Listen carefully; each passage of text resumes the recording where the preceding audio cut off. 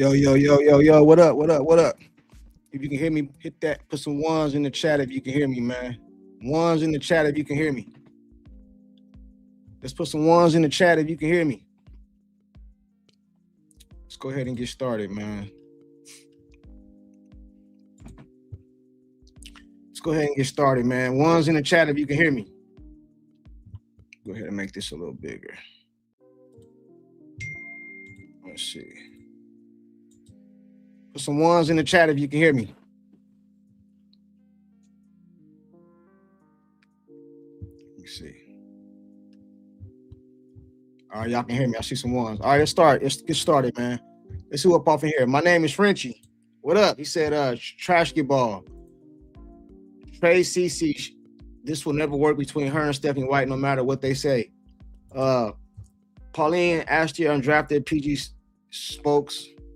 ISO clocking our fourth quarter lead led to the Liberty versus the victory. We're gonna talk about it. Bronx Kid, what up? TMZ, yeah, the whole team choked, but CourtSide CC is struggling to get by her defender. It happens a lot, bro. It's not Stephanie White's fault. It's not Stephanie White's fault. And by the way, the NBA never talks about coaches like people do with Fever. Is crazy. All right, we can talk about it, man. We're gonna talk about it. Watch all the CC haters pop out. Yeah, it's gonna be a lot of them, but it's all good. Sean, he said dribble, dribble, dribble. Hey, what up, William? Charlie, what up? King Charles, what's going on? Now you know what's up. Naughty Brothers. Who else in here? Primus, what up? Shalongo, what up, bro? William, Hot Tracks, follower of Jesus Christ, what's going on? Justice, what up? You know what I'm saying? They said, Junkie, this loss is on Caitlin primarily. I don't know how you see it that way, bro. I don't see it that way at all. You're gonna have to explain that to me. But I'll finish the sentence though. Junkie, this loss is on Caitlin primarily, but also Stephanie White as well. Substitutions weren't great. Kelsey Mitchell I thought was fine. Sophie needed to also play better. Bro, that whole little thought process you just did right there, bro, is all the way off, homie. Bro, you didn't get nothing right in there. Not even, you didn't get my name right, man. My name CourtSide Media now. That whole thing is off, bro. You know what I'm saying? But Junkie's cool. You know what I'm saying? Nothing on that statement was true. Primus, I don't like you, bro. All you do is glaze Angel Reese and always negative towards CC. What they say? All right, man. Let's go ahead and get into it, man. Charlie, what's going on? Oh, they said William. All right, cool. This is how I feel about the game. I wasn't able to do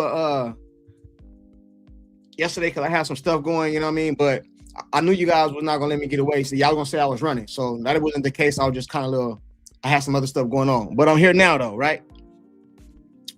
They said everybody is blaming Kelsey and Stephanie White. All right, so this is my opinion, man. First of all, how you guys doing? Get them likes up to like at least 50 before we get started, man. Y'all know how I like to start at 50, man. Y'all be in here, you know what I'm saying? Y'all can't hit the like button. That's free. The like button free. Like button free, man. 141 people in here.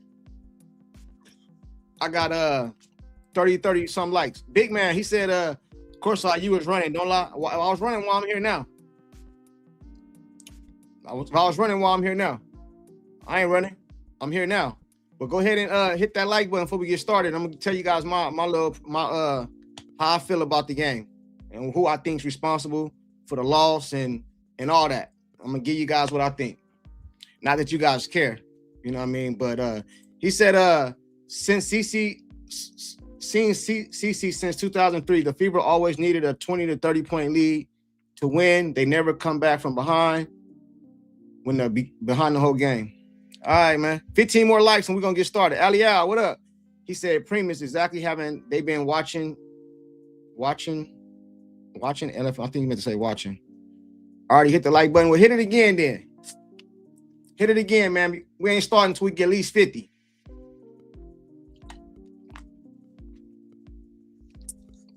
Once we get up to 50, we start. Justice, Crash Out Willie. Actually, many do. I'm one of them. I get on Reese. I get on CC. I love HBL too, but consistently, because to get on her defense, haha, unfair. I'm fair too, man. You know what I mean? That's why I'm gonna call it down the middle today. No matter what nobody thinks. My opinion. Kelsey Mitchell was 6 for 21, worse than CC. We need 4 more likes. White is trash as a coach. All right. Sweet and Kelsey Mitchell.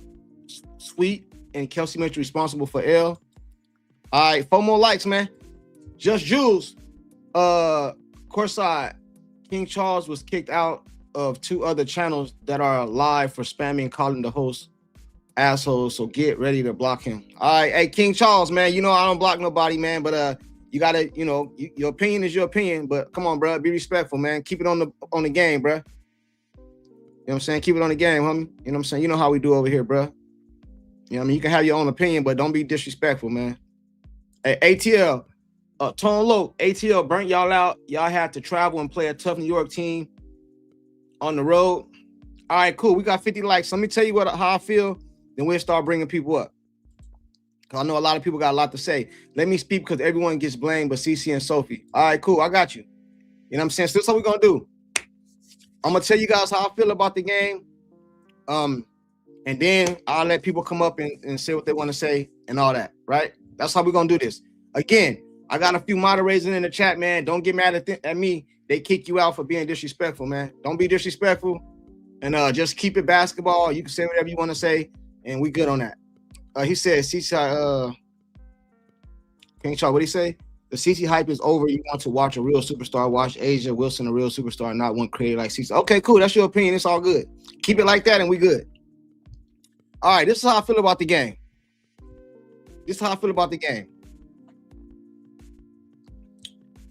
Just Julie said, it was great, and hopefully yours was too. I'm only here for a few minutes as I get ready for a shift now to begin. Okay, cool. Appreciate you pulling in. Hey, this is how I feel about the game, man. Who do I feel is most responsible for this loss yesterday? Most responsible. I think the whole team played a part, but most responsible, in my opinion, and I hate to say this, man. But in my opinion, Kelsey Mitchell and Stephanie White is the reason we lost this damn game. You know what I'm saying? Now, the whole team played a part, but Kelsey Mitchell and Stephanie White is the reason we lost this game. And I'm going to tell you why. In the Atlanta game, Kelsey went on the heater. Live by the gun, die by the gun. But she ain't been reeled in, man. As a head coach, you got to be able to reel your players in. And Stephanie White is allowing Kelsey to think she's equal to see. It ain't no equal. It's the pecking order, man. And she saved us kind of. I don't want to say saved us, but she did her thing in the ATL game, right? But in this game right here, she tried to do that same hero shit and it backfired, man. You know what I mean? Like, how many times did Kelsey Mitchell just dribble the shot clock out and then we got to force up a crazy shot? How many times? How many layups did she miss? Now I know Miss CC missed like 1 or 2 too. You know what I'm saying? So I'm not. I gotta be fair, man. Y'all know I give it up for Kelsey Mitchell. I'm Mayor Fair over here. Kelsey Mitchell and Stephanie White is the reason we lost this game. Kelsey went to doing all this dumb shit, shooting. Then she dribbled the ball out the damn shot clock, man. CC is right there wide open. You trying to dribble through 3-4 players. That's why I blame Kelsey. Now, the reason I blame Stephanie White, I forgot what quarter it was. I think it was the 3rd quarter or the 4th quarter. I forgot. Man, when they went to that press, we couldn't beat it. Turnover. She didn't have a team prepared for that. Man, how many times? I don't have it. I'm just going off of memory. I don't have everything put in front of me. I'm going off of memory. They went into that half-court press, and then once they get the ball over the half-court, they trapping. Bro, we couldn't beat it. We couldn't get out of it. Man. I think we beat it one time, and I think that's when I think it was Lexi hit the 3 in the corner. But they had already came back by that time. You know what I'm saying? Bro, you know what I'm saying? Like, what is we doing? The game, we killed Billings the other day, right? The game, she have a good game. We lose the game. You know what I'm saying? Now, let me make some excuses real quick, too, because I want to tell you guys who I thought lost the game. Now I want to give you guys an excuse. Man, the refs was cheating, man. They was cheating, man. This girl right here, Stewie, man, she get how many free throws she shoot? 30, 20? Bro, she just keep going to the hole, just getting all these calls. This is what they did. They went into that little trap defense, that press defense. We turn the ball over, they get fouled. They came back from the free throw line. The 12-point lead we had was a 12-13. They just kept coming back from the free throw line. Bro, come on, man. You know what I'm saying? So that's my little summary of the game right now. And another thing, CC, how do you allow, as another thing on Stephanie White, how do you allow Caitlin Clark to shoot like one shot?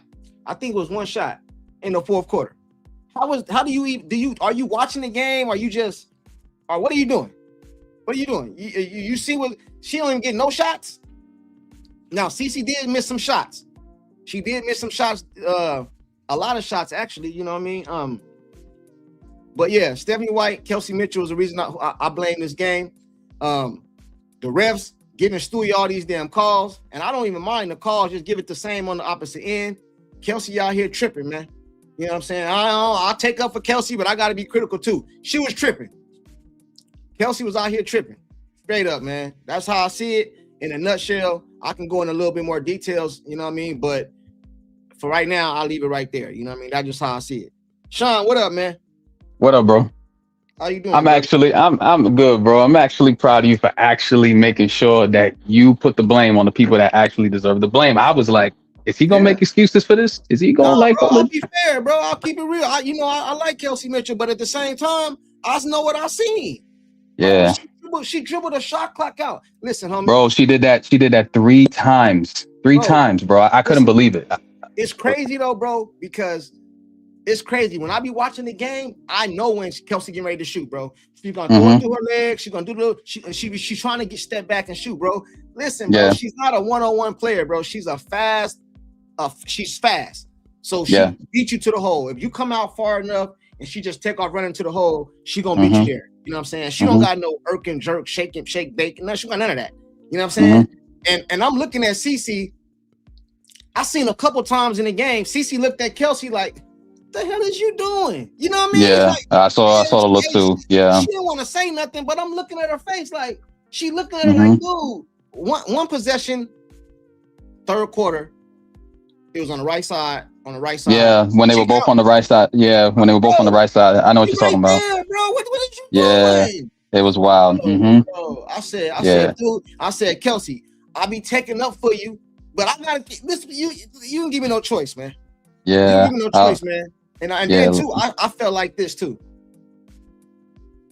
CC, like she's a how you call it, bro? Like she's a get along, don't want no issues, don't want no problems. You know what I'm saying? Like go along, like a go along to get along. Peaceful, bro. You know what, man? Do you know how many people like?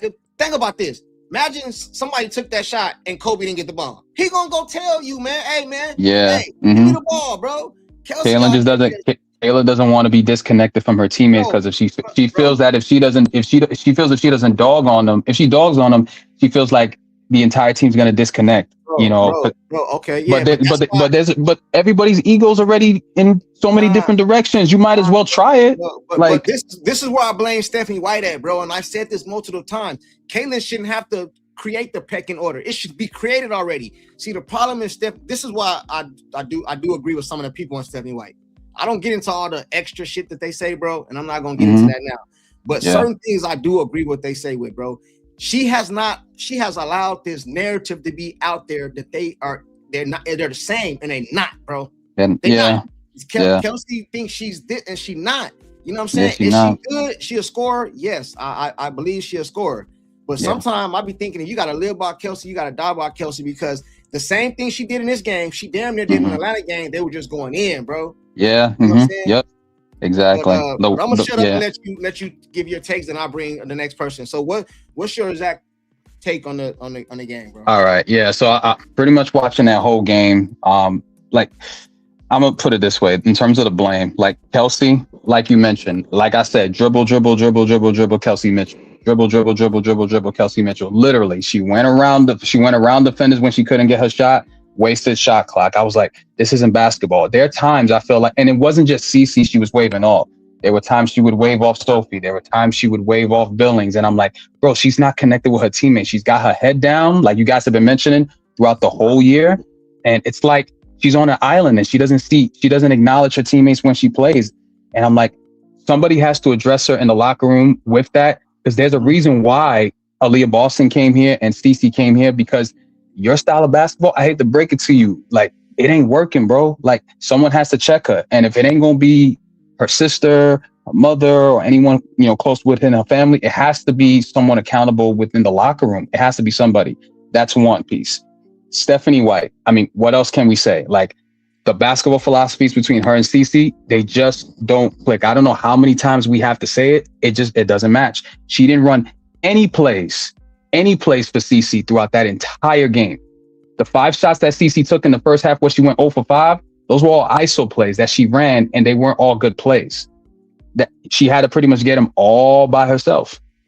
That's one piece. But the funny thing is, she had like 3 assists in that game, 3 assists in that quarter, so her plus minus was up. So again, Cece out on the court in that first quarter, making things productive, even though she's not scoring. And what happens?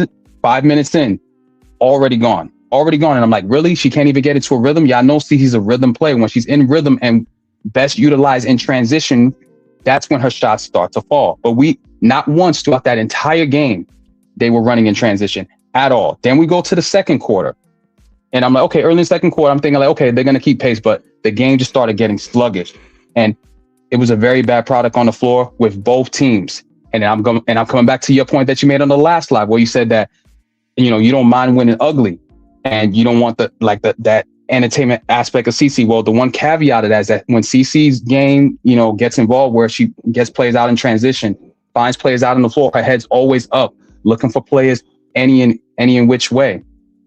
And she finds a way to make it entertaining every single time that she does it. Even when she takes a risk and causes a turnover, she's gonna find a way to make it happen, and it's always exciting and electric every time. We didn't get that not once throughout that entire game. She tried a couple times in like the third quarter.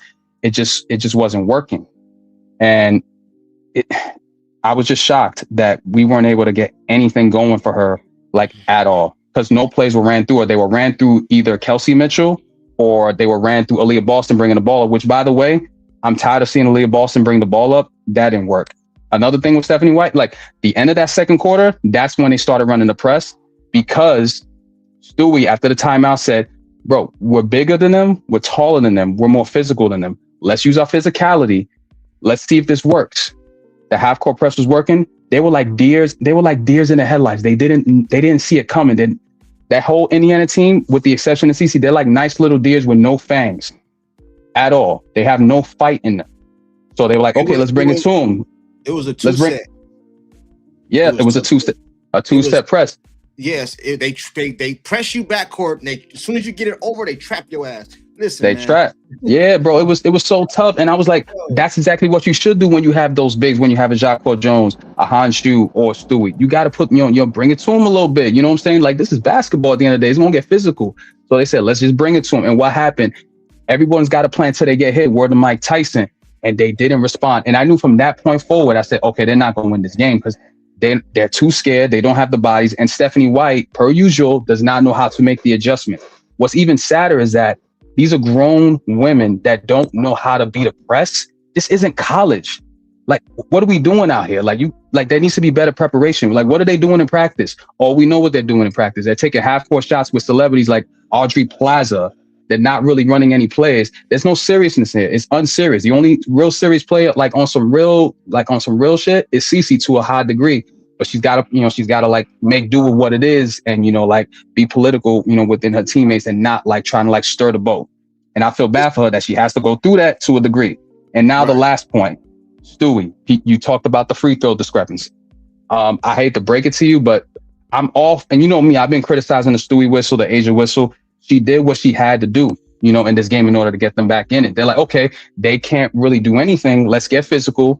Let's drive. And we're going to utilize that Cece is being ISO'd again, which, by the way, doesn't help her when she's trying to conserve energy and trying to like get teams in transition. So that's on Stephanie again, leaving her on the island, because nobody was communicating. There was a play. It was that play where she called her fifth foul, where Stewie was going to drive. And I'm thinking like, okay, Lexi's right there. I'm thinking she's going to, be the help defender. No, she stood right with her man, didn't help defend. So Stewie's like, okay, let me drive, let me get physical.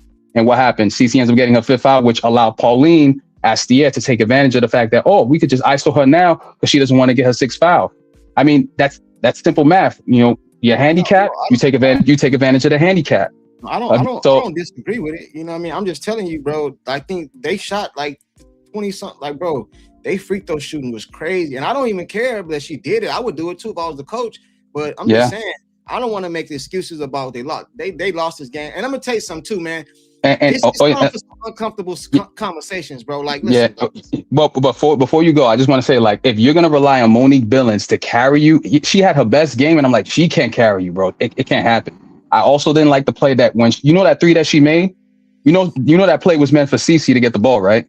I was gonna say that right now. But see, why didn't she made it so it wouldn't have been that thing? If she'd have missed that, because CeCe was wide open. Bro, see the look on CeCe's face. The look on CeCe's face told me everything. It's not even about the outcome. It's about the process. Execution. And people have to look at exactly. And I feel like, like no one's looking at CeCe in the eye. Like, bro, this is my team. I want her to be like Pete's been saying. She needs to be more assertive that this is her team. If she's not going to say anything, then there's very little I feel like we as fans can do to a degree. She has to be more vocal with the front office, with Stephanie, with Brianne January, with Austin Kelly. Like, she needs to figure out something. Otherwise, those 14 shots that she took, okay, you're going to take 14 shots a game, then go get your little 7 for 14, do what you got to do. You're not going to be in the MVP conversation. You're going to probably have to watch the Wings go to the playoffs. You're going to watch Asia probably get a ring because at best, the way they got you, right now, you're not even going to make first NBA, first WNBA first team if your numbers keep dwindling like this. That's my point. I'm done. All right, you can go now.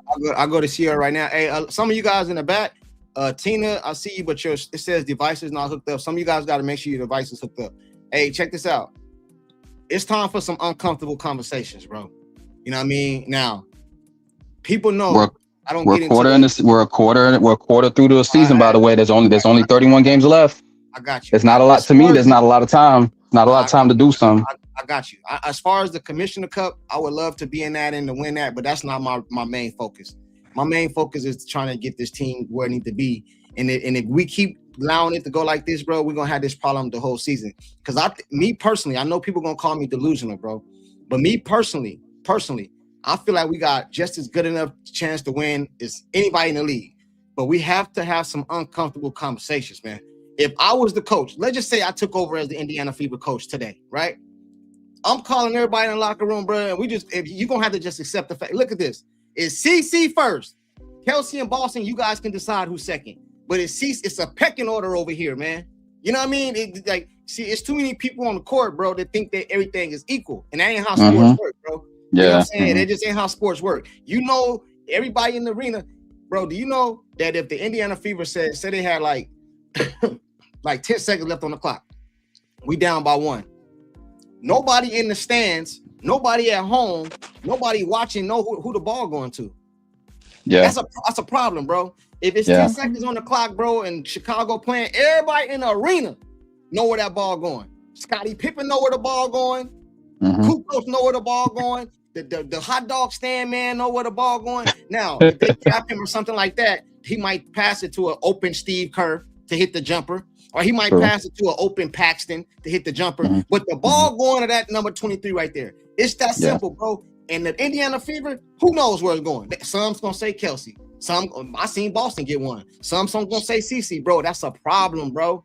That's the problem that I feel. You know what I'm saying? It's not no damn order around here.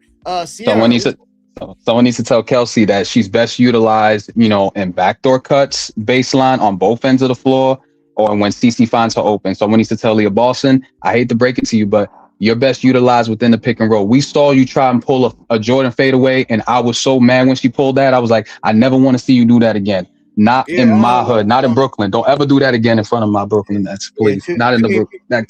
They got too much going on. Think everybody equal. Sierra, what's up with you? Hey guys, how are you doing?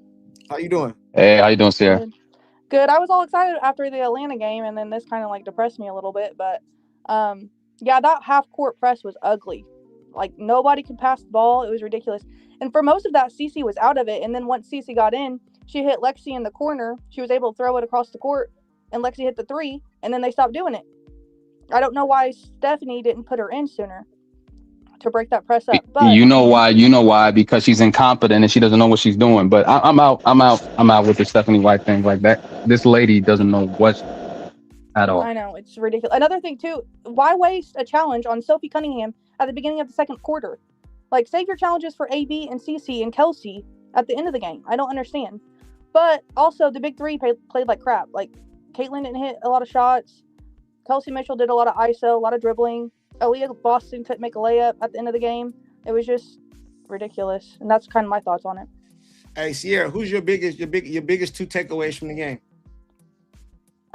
Kelsey Mitchell just needs to catch and shoot and run in transition and make a layup. That's like, I don't want her taking more than like 3 or 4 dribbles anymore.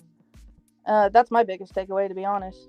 She needs to watch Kevin Durant. Kevin Durant takes two dribbles. Especially at the top of the key. Man, I don't want her having the ball at the top of the key because she goes into tunnel vision. And that goes back to Stephanie White. And you guys know I get killed for taking up for it, but I don't give a damn what they say. It's her offense. It's her system. I gotta call it down the middle. You know what I mean? Now CeCe do gotta start making her shots because CeCe was missing shots too. So I'm gonna call everything fair. But I don't put this on CeCe, man. You know what I mean? The only thing I would say about CeCe is she's not as outspoken as most superstars, bro. They have an ego. I don't think CeCe have an ego. You know what I mean? Like, but it seems like Caitlin doesn't have anybody behind her. Like, her team, like her agent, like her team around her. Like, she has this great relationship with Goldman Sachs. They have influence. You know what I mean? Like, it seems like nobody around her wants to fight for her. Like, she's a woman. She's a grown woman, but she's also experiencing this for the first time. You know what I mean? Like, she doesn't know everything to do. No, I got you. So, was this a choke job or what? You know what I mean? What are we doing? We got outplayed. That half court press was crazy. Yeah. And then I don't know. Do you guys agree with what I just said right now? Most of the catching up was from the free throw line because listen. This is what happened, man. They went into the press. We get a turnover. They come score. Free throw line shooting. They go into the press again. Another turn. We had like damn near back to back turnovers, bro. But another thing, they only made two 3-pointers that whole game. Like that, we got to win those games. We got to win those games. Yeah. Right. Dribble. Tina, what's up, Tina? Hey, CourtSide. What up? Well, I got a lot of thoughts here. You ready for it? Yeah, Tina, we need to get her out. I'm of the adage that CeCe's like, we got to get her out of there. Like, Stephanie White's not going to change like at all. It's just not going to happen. So I'll go ahead and give my sermon for a couple minutes and get out of here. But okay. So I don't know, CourtSide, if you were around in 2024, Sean, if you were, I don't know. Yeah. Channel wasn't around, but in 2024, the first half of the year, we had a lot of losses, and it was Kelsey Mitchell shooting the ball for us a loss, because what happened was all she cared about was getting her 20 points, but we would take a loss every time she did this. The difference is Christy Sides would sit her on her ass and she wouldn't get to go back in for a while. Mm-hmm. Then she finally come around to realizing if I'll just let Caitlin get me the ball, everything will be cool. But we don't have Christy Sides. We've got an arrogant narcissist for a coach. And I don't care about the percentages of people having shots off. We've got a bigger problem. And the problem is Stephanie is not going to change. Right now, she's not going to change it. And we're stuck with it. But in the third quarter, when Caitlin had 5 points and 4 assists in about a 7-minute run, she took her out of the ball game. She run her off ball and I'm not talking about feelings here, CourtSide. I'm talking about facts. She had her off the ball for 75% of this ball game. And if you don't see that, if nobody out there listening didn't see it, then you didn't watch the damn game and keep up with it. Somebody is leaving, somebody is going, something is going to happen because it can't stay like this. We don't know what the plan is yet, but there's something in the making right now. Her parents were there at the game last night, and I feel like there's a lot of stuff we don't know about that's going on behind the scenes. But if you don't think a plan is being devised to get Caitlin out of there or somebody else in there, then you're not paying attention. Couldn't have said it better, Tina. I thought you said you had a sermon. That's it. Well, her dad was there. That was a short sermon, huh? well, if her dad was there, like I don't know how long he's been waiting to like not to like say something, but he should have been there throughout the whole season saying something. I'm not. I honestly do feel like something is cooking in the back, and I also feel like it's a double standard because I seen Stewie go off on her coach, and the shit didn't make breaking news. You know what I'm saying? Right. So I do think it's something going on. The reason I always stand where I stand is because I don't believe that if something happened, I think it's gonna be Stephanie White. I don't see Cece getting traded. I don't see her getting traded. It's hard. I'm not saying this. We've seen big superstars get traded. I know that. You know what I mean? But I can't visualize it. I just, I don't see it. I don't see her leaving. I mean, I don't see. Let me say this. Let me No, you're fine. CourtSide before the season started. I begged you, I begged everybody, I begged, made my point. And it's like, I don't think some of y'all were watching the games in 2024 like a lot of us were, and a lot of us seen this Kelsey Mitchell issue. That's why I didn't want Kelsey Mitchell. Are you not willing to say you're seeing that now? So you talking to me? What you say? To say? Because she's literally dribbling us into a loss. Can you not see that? You didn't hear when I first came on, Tina? I said that. I can hear you, but I mean, I'm serious. Yeah, I said that. Listen, let me tell you something. Let me tell you something, right?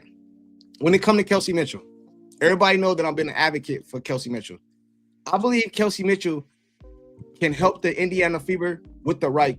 I'm starting to feel like I don't like to put everything on the coach, but in this situation, I'm gonna have to say the coach because listen, Kelsey Mitchell can ball, but she needs to be reined in to her skill set. Her skill set is not at the top of the key with the ball in her hand making decisions. Because the only decision she knows is to try to score for herself. Kelsey Mitchell needs to get her points and get feed off of Cece, kind of like you're saying in the 2024 season. I wasn't around, but I did watch the game. I was around just like I am now, just didn't have a channel. You know what I'm saying? But Kelsey Mitchell, if you guys remember to that season, she was more of a slasher. How many backdoor cuts did she get easy layups on from Cece? That's what she had right there. You know what I mean? That's and wide open shots. At the top of the key, that's not her game, bro. You know what I'm saying? It's just not. You know what I'm saying? Because she's going to put her head down. And I don't believe that she intentionally look off players. I don't believe that. I just believe that she put her head down and she has one intention. That's to go to the hole. You know what I'm saying? That's it. You know what I mean? That's how I see it. In 2024, this is the difference, CourtSide, from 2024, 2025, and this year. Last year, Stephanie White has put her up on a pedestal and told the world we're building around her. So now she's doing it even more with nobody to pull her back, nobody to rein her in. That's why I'm just wanting people, when I did the preaching about no Kelsey Mitchell, to realize where it was going to get us. Nobody's reeling her in because Stephanie White, the whole damn organization, has said we're building around her. Well, please build around her. Just let Caitlin go. Please build around her and let Caitlin go. It's off the chains. It's ridiculous.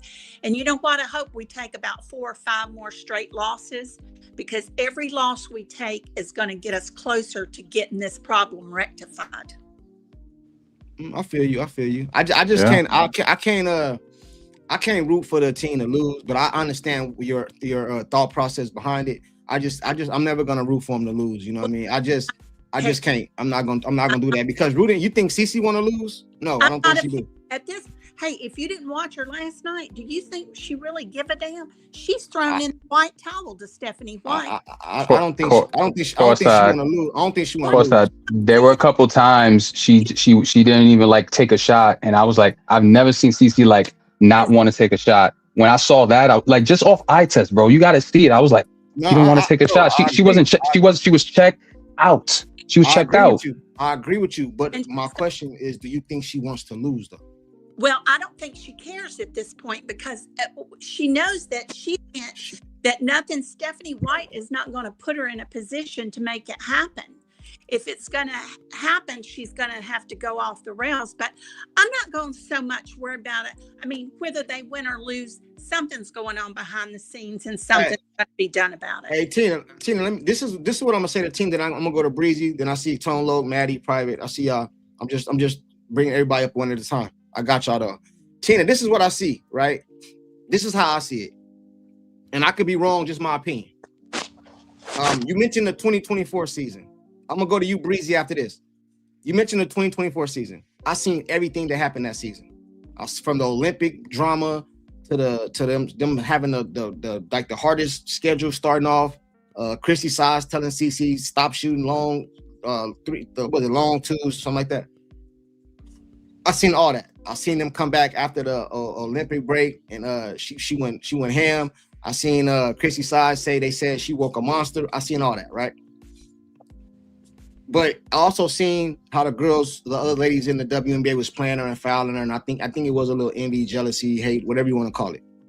This is why I don't want. If it was up to me, I would get rid of Stephanie White. I wouldn't put CC on a new team, because if you put CC on a new team, the same women, the same people that we've all said didn't like her and stuff, now you're going to another team in another locker room. You know what I'm saying? With another people. Now, anywhere you put CC on, most likely she's starting. So you just took somebody's position, and all the cameras and all that come to you in a whole different environment. Like, I don't think it's going to be no better over nowhere, wherever you go. You know what I'm saying? I think it would be better for Stephanie White to leave, and she's already somewhere she's comfortable with Kelsey and AB and Lexi and Sophie, rather than going to a whole nother locker room that you don't even know. So in my opinion, Stephanie White will be the one leaving, and Kelsey and CC will be staying. We'll bring him another coach. But I don't see it happening. It's not that I don't think it should. I just don't see it happening. You know, not this year at least. Not this year at least. And then the Indiana Fever got her rights up until 3 more seasons or something like that. And I heard them come out and say they were going to keep Kelsey, Boston, and CC. Under the right coach, with the person that'll come in and don't have no feelings, I think Kelsey can be a great player. But the problem is she just shoot too much. And when it's working, it's cool. It's cool. Like, it worked. She saved us. Nobody says nothing. But when it don't work, you know what I mean? It's your fault. And I'm blaming her. You heard me. I blame Kelsey and Stephanie White. I ain't taking that back. You know what I mean? I think Cece needs to be more assertive. And I wish she had a bigger ego. But she don't. And that's fine. That's not her personality. But I wish she had a bigger ego, and I'll go tell her, like, look, Kelsey, look, man, you doing too much. Flat out, man. Yeah, you good. I want you in the team and all that, but you are doing too much, man. You know what I'm saying? And I think that starts up top with coaching. Hey, Breezy, what's up, man? Yo, what up, Junkie? What up, dog? Hey, man. I put this L on 22, man. CC. All right, why you say that? You want to know why? Yeah. Because she told us to shut up. She love it here. Remember? She told her, hey, look, she told us. Talk breezy. This is where she want to be at. She want to be bogged down in the system where she's taking nothing but tough shots, right? She's not getting freed up. She told us she wants this, right? She want to be stuck on the island playing one-on-one defense. This is what she wants. So let's give it to her. Because, hey, we all looking at this. We all see the mess that's happening here, bro. I don't know what's going on behind the scenes. I'm not going to speculate. But anybody with 2 eyes can see this ain't going to last too much longer. And as far as Kelsey Mitchell goes, hey, bro, she only doing what she told to do. They want her to be Iverson. Just go out there and dribble around and try to. You gonna make Kelsey Mitchell a playmaker? Really? Is that what we're doing? Is that what we're doing this season? We're gonna sit around and watch this all year, bro. So yeah, I put it on 22, bro. I put it on her. Hey, you know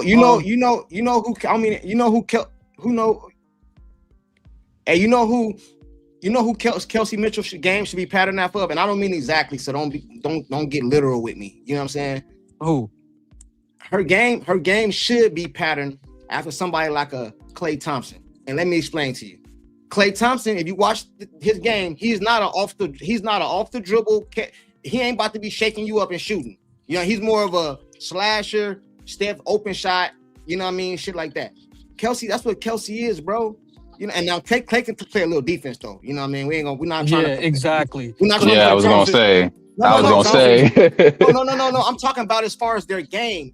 Like offensively. a lot of people offensively. recognize, a lot of people say Klay Thompson could be the second or third best shooter of all time. Everybody got Steph, right? But then Klay's up there too. I don't know if you got Ray Allen or some of these other guys, but Klay Thompson is one of the recognized as the best shooters ever. But a lot of his shit wasn't off the dribble, bro. It was catch. Right, it's catching and shooting. It was catch. Yeah. He's taking 3 dribbles. He wasn't no creator doing all that. You know, and now you know what the Steph can get you off the dribble and all that. That was not Klay Thompson game. And I think that's what Kelsey Mitchell game should be, bro. Slashing or something like that, bro. All this at the top of the dribble. So what she do, bro? And you know what bothers me the most about her? I can't stand it, bro. Every time she do this, it irritates the hell out of me, bro. She'll be at the top of the paint on either wing. We don't even matter. She'll go full speed to the goal, run under the goal to run back out to the top of the key to dribble some more. It's like, what the hell is he doing? Hey, she did that she did that like 3 times last. 3 times, bro. She be scared. She be scared of the height, bro. Yeah, like she did it. She get under the hoop and she like, bro.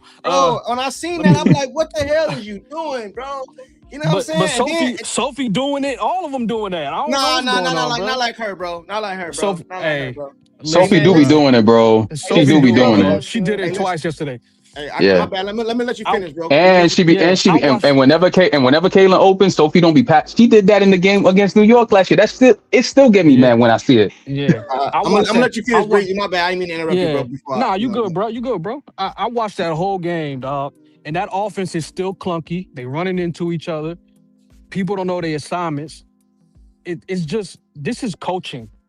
But at the same time, hey, Caitlin Clark says she love her. She went to ride for her. Nobody got her back like Stephanie White. That's what she told us. Not her mama, not her daddy. No, Stephanie White, number 1. So, hey, let them have at it. And they won in 3. They won in 3 in the last, 4 games, I believe, If this is what she wants, then she's gonna be on the NBA second team. No MVPs. Okay, this is what she wants. Hey, so second team should be lucky to be second team. Yeah, the way she playing right now. Hey, Olivia Miles, I can't believe the Minnesota Lynx is more exciting to watch than the Fever. They are. With Natasha Howard running. Fam, they're running pick and roll, and it's fun to watch. And I'm like, we used to have that. Yeah, I can't believe this. I'm like, yo, what is going on, dude? Yeah, it's ridiculous. You got a coach who's I don't want to say she's handcuffing Caitlin, but Stephanie White is just a habitual overthinker, and it's dripping down on the other players. That's what I think is going on. So we're gonna continue to see this, bro. Let me get this super chat real quick. Hey, Shamgar, he said, I think the Fever are smearing CC to get Herb Simons to sign off on a trade. So far, he has told the front office, hell no. Oh, hell no. I think they're trying to make CC toxic, so he would agree with a trade. Why don't you just get rid of Stephanie White, bro? Just get rid of Stephanie White, because she's too tied in, bro. They're too tied in, bro. I understand. But that's the problem with CC getting traded too. Is like it's going to be like that. I feel like at every organization, this is like a 30-year problem. That's true. The issue. That's it's true. the whole league like this. The whole I know. Yeah, Junkie made a good point with that, bro. You made a good point. That's what I'm saying, bro. It's better. It's better for CC. You listen, bro. I agree too. I'm not going against what they're saying. You can't tell me that. Let's say I never watched the WNBA in the past couple years, right? And then Sean, Breezy, Sierra, Private, you guys are telling me, hey, courtside, bro, you didn't watch the first couple years. They was beating her up. They was hounding her. The girls didn't like her, bro. It was always something. They didn't like her, this and this and this. And then I would ask you, then why would you want her to go to another team where the girls don't like her? It don't make sense, bro. It's better to stay where you at. She already know Boston. She already know Kelsey. She already know Lexi and Sophie. They hang out. They on TikTok and all this shit together. Why? She's comfortable here. So get rid of the coach and then let her stay where she's comfortable. You're gonna send her to LA, bro. Bro, she don't want to be in LA, bro. But like, Junkie, listen, you got to think about it, bro. Like Stephanie White is a darling of the front office. If the front office say, "Look, man, I don't care," I get you. I get what you're saying, bro. But if they say, "Look, man, we just got to get this headache away from us because the fan base are killing us every day. They're harassing our players." They're gonna be like, "Look, man, we just gonna move on from this."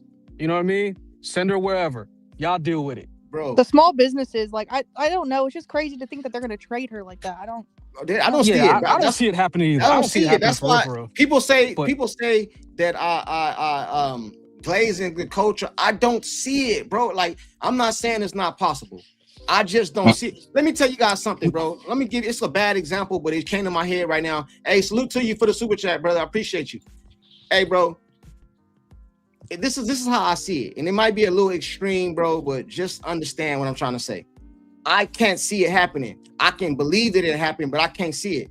I believe in God, man. I'm not trying to get religious up here or nothing like that, but I believe in God, bro.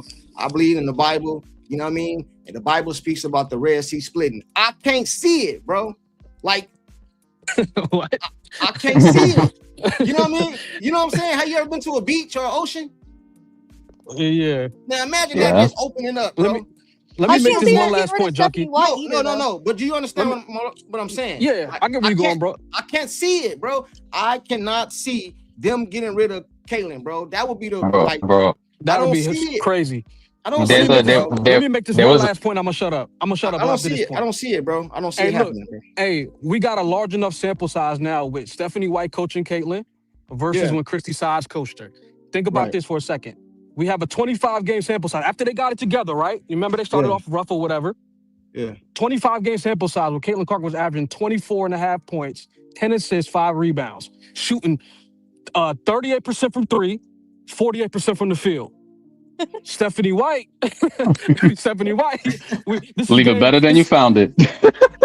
This is there she go. Hey, we got game 23 with CeCe and Steph White. She's averaging 18 points a game, shooting the 3 at 29%. You know what I'm saying? I think the assists is maybe a little up. No, the assists is like 8 a game or whatever, but the numbers are down, dude. This lady's killing her vibe. Hey. Yeah, right. And Chrissy Sides out here shooting golf, talking about hard to beat days like this, man. Listen, man. She needs to come back, man. Listen, man. The Caitlyn playbook. I hope CeCe doesn't make the Team US since she rides Stephanie White. That's my only thing, man. I never said I was, and like I said this multiple times, I said again, I'm not against CeCe going somewhere, especially LA, because LA is right up the street from me. It's next door, the next state over, so I wouldn't have a problem. I can just drive down there. But they don't. If she goes to LA, CourtSide, LA is the entertainment capital of the world, and she is the biggest star in women's sports. Yes. You send her there to the entertainment capital of the world. Do you know what that means? Yes. That means it's over for Indiana. They essentially got nothing. The local businesses gone. All of it gone. The fruit is eventually going to dry out. Like it's over. Like she goes there, it's over for y'all. Yo, they trade CeCe. Them fans gonna burn down Gainbridge Arena, dude. I mean, they got Hallie. They'll be all right.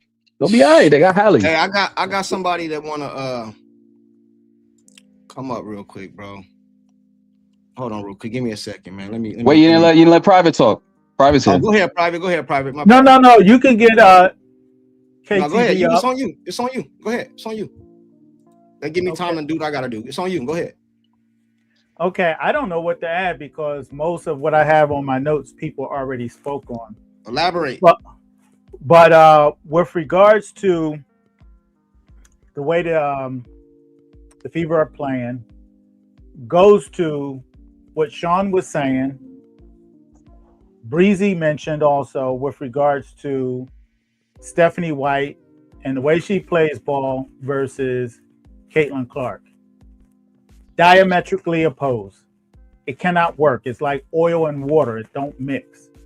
So that is why something has to get done. And that comparison from 24 to now with the same sample size between the two, between Sides and Stephanie White, it's glaring. She plays better in the transitional game.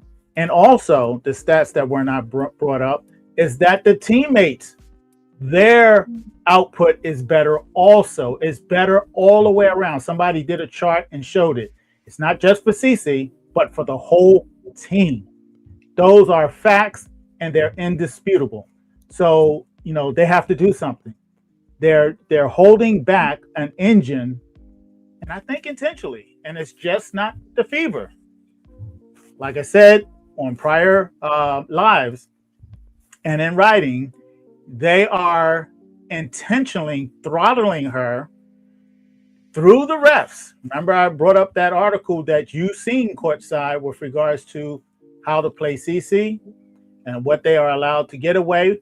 Because even Kathy said, you know, physicality sells, and that's what that physicality became a key word to rough up CC. She set the pace, not Diana Taurasi. Kathy did. So between that and what they did, they are trying to contain her. Even with all of that opposition in her way, the players, the ref, her own coach, look what she did to the record book. Imagine her being unrestrained. She would obliterate the record books in no time flat. They can't have that. And plus, she's not part of the agenda. She's not black. She's not gay. And she's not an activist. So behaviorally, as Lynn Dunn brought out, she's against the flock. That's not part of the culture. Part of the culture is to be at least one of those three, and she's none. So this is why they have to weed her out, pluck her and discard her, either through the game or physically off the team. Something has to happen. And so she came at the wrong time with all of these obstacles against her from the jump before she even dribbled in the WNBA. This is what we're dealing with. It's multifaceted with regards to the issues that she's facing. It's just not her team. It's just not her teammates. It's agenda driven. This whole league is agenda driven. And if you're not part of the agenda, you're in the way. No. But I agree with all that. But I don't think that's. I'm talking about specifically the Indiana Fever as a league. I agree with the stuff you're saying. Well, the league is following suit. I mean, Fever are following suit. Yeah. Because if the league was interested in its output and its product, they would uplift CC so they can gain more money. Yeah, but they're not interested in that. They're not interested. But that's because it's ran by women, man. It's like women petty, bro. So most of them, you know, I'm gonna say all of them, but most of them petty. Like the NBA, they don't care if a white dude come to the league and be balling. They don't care, bro. They gonna okay, he gonna make us some money. Go ahead, they gonna promote him and all that. In the WNBA, bro, it's almost like you gotta follow suit, like, you know what I mean. But I'm talking about the Indiana. Listen, man. Okay, look at what Lynn Dunn said, culture. What is culture to the Fever? Just by your observation. Because she didn't say what it was. I don't listen to bro. I don't listen to Lynn Dunn, bro. I don't listen to these women, bro. They say one thing on Monday and say another thing on Sunday. I don't listen to them. I'm talking about that's true. I've been telling you that for a while. I've seen her say all kind of stuff. What part is which one of the things she said is true? I don't got nothing to do with none of that, bro. When I'm trying to tell you this, if it was my team, two things gonna happen. I'm gonna go talk to Stephanie White and tell her you gonna go over there and make CC the priority, bro, or you up out of here. It's just that simple, bro. And I'm not an advocate. Unfortunately, Deep had stated the other day, these leagues are extremely political, and he was right. Who was talking about Deep? Deep. He was right about that. I know that for a fact. Listen, man. Highly political. The Indiana Fever team, they got an okay team, bro. They got an okay team. It's being coached the wrong way. I agree. Right? And it's not even so much the coach, because they had this game in the bag, bro. It's that people are too. They have it's only one green light on this team, bro. It should be. That's it. You know what I mean? And when you have a man coaching the game, they don't have the feelings. All that other stuff is out the way. They just talking basketball, man. And the reason I say Stephanie White not going nowhere, because I don't see it happening. And the reason I see CC ain't going nowhere, because I don't see it happening. So what I be doing is I be thinking, what can they do differently to be better? Because I don't see neither one of those happening. And until it happened, it makes no sense for me to get up here and just keep saying the same thing over and over and over and over and over again. I don't be trying to put down you guys' take like you're wrong, I'm right. I don't see it happening. So I try to live in the reality, in the realm of reality. Like, okay, this ain't gonna happen. So now what? Now what we got? Okay, now what's going to have to happen is going to be either or. Either CC capitulate, because I agree with you. I don't see Stephanie White going nowhere either because of her ties to this this team going over 20 years. So the only thing is at issue is Caitlin Clark. What is she going to do? Is she going to have to retool her entire game to try to conform? Because right now she's not conforming to Stephanie White's game plan. And for some reasons, it's even physical because of the herky-jerky playing style. And it's the thing that I sent to you with regards to her hips. Nobody talks about this. Caitlin Clark has stiff hips. This is why she used the behind-the-back dribble so often, because she cannot swivel her hips. It's a physical impediment. It can be worked out between a chiropractor and certain exercise, which will take some time. It can be done. Listen. And for that reason, it's make it hard for her to be in this type of system. Physically, I'm not talking about game style, her preference. Man, listen, Caitlin Clark, she good, man. You know what I mean? She good. Her defense is good. If you see, even the defense, if you go look at 2 games before, we even played better defense yesterday as a team, as an individual and as a team. I think we played better defense, so that part has gotten better. But you can't allow Kelsey, and I hate to do this, bro, but I gotta keep it fair. You can't allow her just to be out here just shooting. But you know like Breezy said, I think it was Breezy, she's only doing what she's told. Bro, well, she can't be doing that. Hey, J Dub, what's up, man? J Dub. What's up, y'all hear me? What up? Yes, sir. What's up, panel? What's up, chat? Hey, I don't know. This is concerning, man. And like, of course, I'd be real, brother. This what we were saying after the Atlanta game, right? Well, I say we. I mean, not, of course, not everybody, but this team has major issues, and we can't hide. A win is a win for sure, but I don't believe this is a championship roster. I don't believe we have a championship coach, and that don't mean we can't play better, because we can. But last night was real concerning on multiple levels, and I just think CC. I don't think the system fits her, man. It just is what it is. I think the reason CC was so CC has bought into this system with Stephanie White. That's it's just is what I don't know if y'all noticed. It was one play, a couple plays actually, where CC got the rebound and she walked the ball up the court, and then I seen Stephanie White wave her to push. I have never seen that in my life. For CC natural thought process to walk the ball up the court, and for Stephanie White to have to tell her to push the ball is insane to me. Like, that's concerning. CC has bought into the system, and I get why she's done it. Like, at this point, CC feels like, to me, this is my opinion, CC feels like the only place she can go where they have her back is her team. So she's not going to push the issue and have the whole lead against her and her team. Like, she has nowhere else to go. And so I think until somebody steps up, right, ownership, somebody to get her in a position where she has backing from a coaching and from an organization, this is what we're going to get. I think our record is, we're a 500 team. We're not going to beat the good teams. We'll beat the teams we're supposed to beat, maybe. But it's a lot of issues right now, of course. It ain't just about yesterday.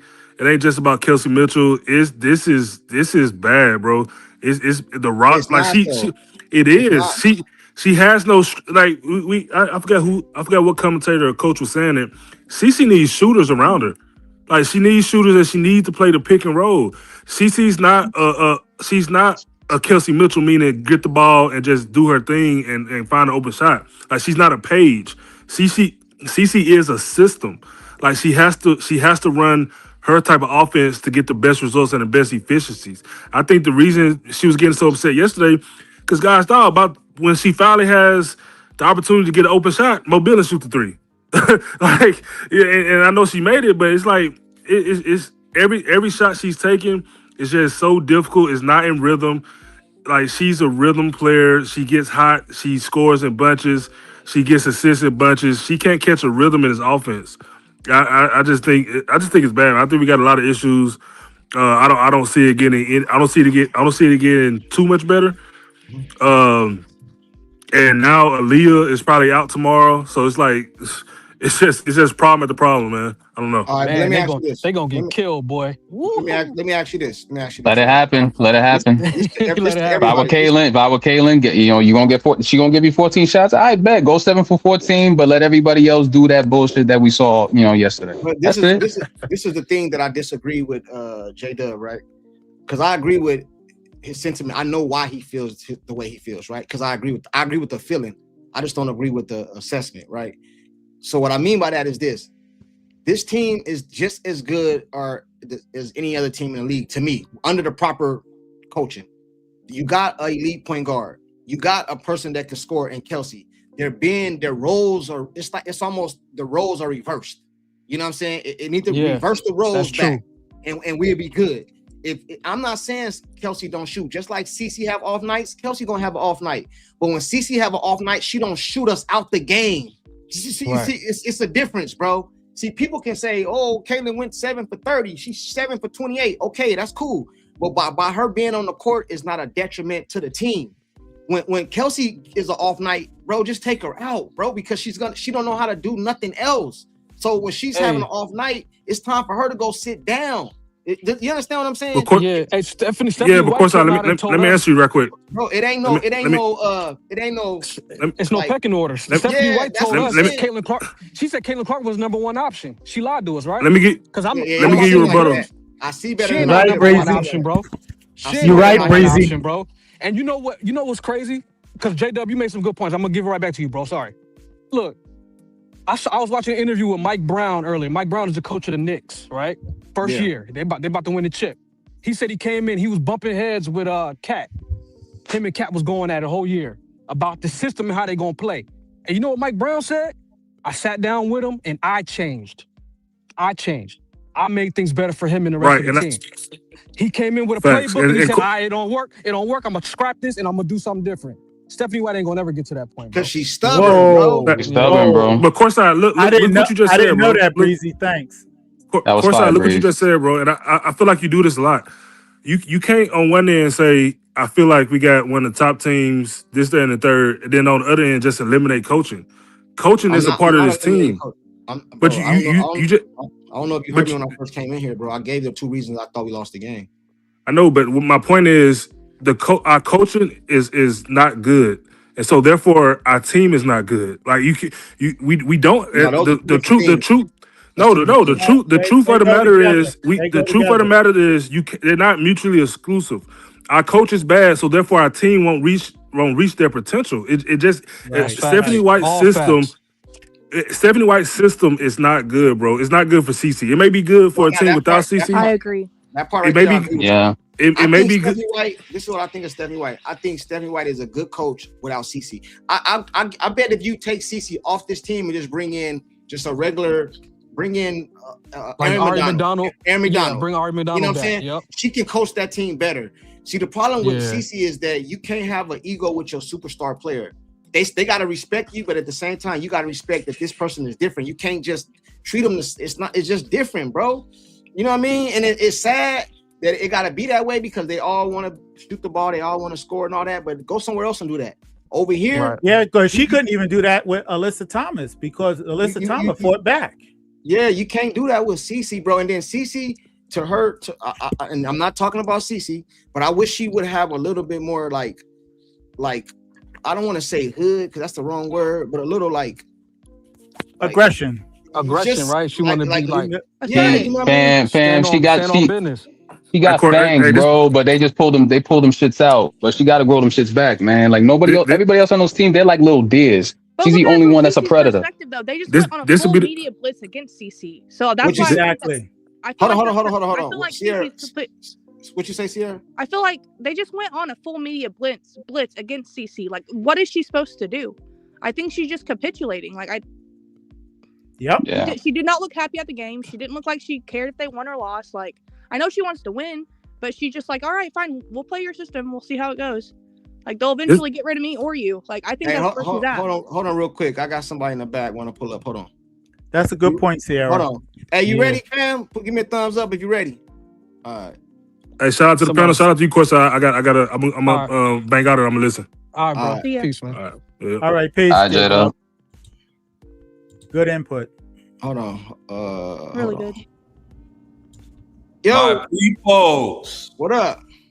What's going on, man? What's going on? Upset, man. The man himself. KTV, he actually blamed Kelsey Mitchell. He blamed Stephanie White. I thought he was gonna dodge. I thought he was gonna duck. Hey, don't. Hey, listen, hold on. I'm just playing with you, bro. Don't put no more gas on his fire. He already got enough gas. He don't put no more gas on his fire, bro. I was on his line, bro. I saw how upset Drizzy was. I call it down the middle, bro. Go ahead, KTV. Go ahead, Drizzy. Where the clown mask at, bro? Hey, shout out to y'all, man. Shout out for y'all to consistently pulling up the CourtSide, supporting, man. It's about y'all too. It's bigger than us. It's about the people. We all one. We the people, regardless if we agree, disagree. We keep the conversation going. So salute to all of y'all. Go ahead. Hey, you know you're kind of the reason we're out of $1.4 million right now. We tried telling you for a long time. You made $1.4 million in mistakes all off season, bro. We tried to tell you this wasn't going to work. This girl's a hot dog. She don't pass to nobody. I think Kelsey Mitchell wouldn't. I don't think she would pass it to her own damn shadow. Like, it's ridiculous, bro. You got to hold this L. Listen, Sean, you right. Don't let him off the hook. I've been listening since the beginning. Look, for one, everybody else is mad. I've been celebrating. I went to brunch, had some mimosas. I went to the beach. I'm having a ball that this team is falling flat on their face. If you're not going to run through Caitlin Clark, I want you to fall flat on your face, Stephanie White. I want you to fall flat on your face, Kelsey Mitchell. Keep it up. Keep it up. Look, a handful of more losses like this, somebody's going to go. I don't know who. I don't care who. But one of them going to go. And I'm happy. Mm-hmm. Hey, let me ask you a question, Drizzy. And I'm really asking you. I'm not being sarcastic or nothing, right? I don't know if you heard me say this, and I want you to answer this. Like, see me, it's a lot of Sparks talk going on for Caitlin, right? You know I'm in AZ. Yeah, that's right up the street. You know what I'm saying? Hey, so it's a drive. Hey, look, I got extra room. She come to LA. You can stay at my house. I got extra room for you. Appreciate it. It's right there. So I would be cool with that. I don't care. Because wherever she go, it don't matter if it's Toronto, LA. I'd rather be LA because I know they have multiple superstars. They know how to treat her. But this is my question though, and I agree with it. When Caitlin first came in the league, we all said she was getting treated bad. The girls didn't like her. This and that and that and this. And I'm being real. I believe that the way they was fouling her, playing her, all that. What would be the difference of her going to another team with the girls that don't like her? You know what I'm saying? To another locker room that she's not familiar with. Like, what would be the difference between, let's say it's not LA. Let's say it's anywhere except LA or New York because they used to having superstars. Let's say she go to Portland or Seattle or somewhere. What's the difference between her going to that locker room rather than staying over this locker room and getting rid of Stephanie White? I would think it would be better to stay over here and get rid of Stephanie White. You can't. The thing with the Indiana Fever is you can't just get rid of Stephanie White. You got to get, bro. The whole organization is compromised, bro. Y'all, you see, this is bigger than Nino Brown. It's bigger than Stephanie White. This is Amber Cox gotta go. Kelly Krauskopf gotta go. You gotta send the old folks home or get one of her little ones to take care of her, whatever. Salute to the elderly. My bad, but you got to clean up the whole organization. If you are giving up the assets that is gonna take to go and get a Caitlin Clark, you anybody who I think is gonna be a problem with her, you gotta go. You rebuilding the whole organization around her, like that. That's the whole point. I don't see her going to a team and them saying you got to fit in. No. If you're gonna give up all the assets it's gonna take, you're gonna build the whole franchise around Caitlin Clark the way the Indiana Fever should have done from day one. That's what I believe. And keep in mind, if she goes to LA, which I don't think she'll get out there, I hope she does. she's going to be around a lot of people that she is. She's white. They got quite a few white players out there. Number two, if you know about Caitlin Clark's history, she blends with almost anybody. Look all of those Olympic teams that she was on, junior Olympic team. She fit right in. She was very assertive. The coaches were behind her, and she did her thing. So I don't think she is the problem blending with others. It's others blending with her. Listen, man, everybody know I don't get into all the off the court stuff and all that. But if it's just no pecking order, bro.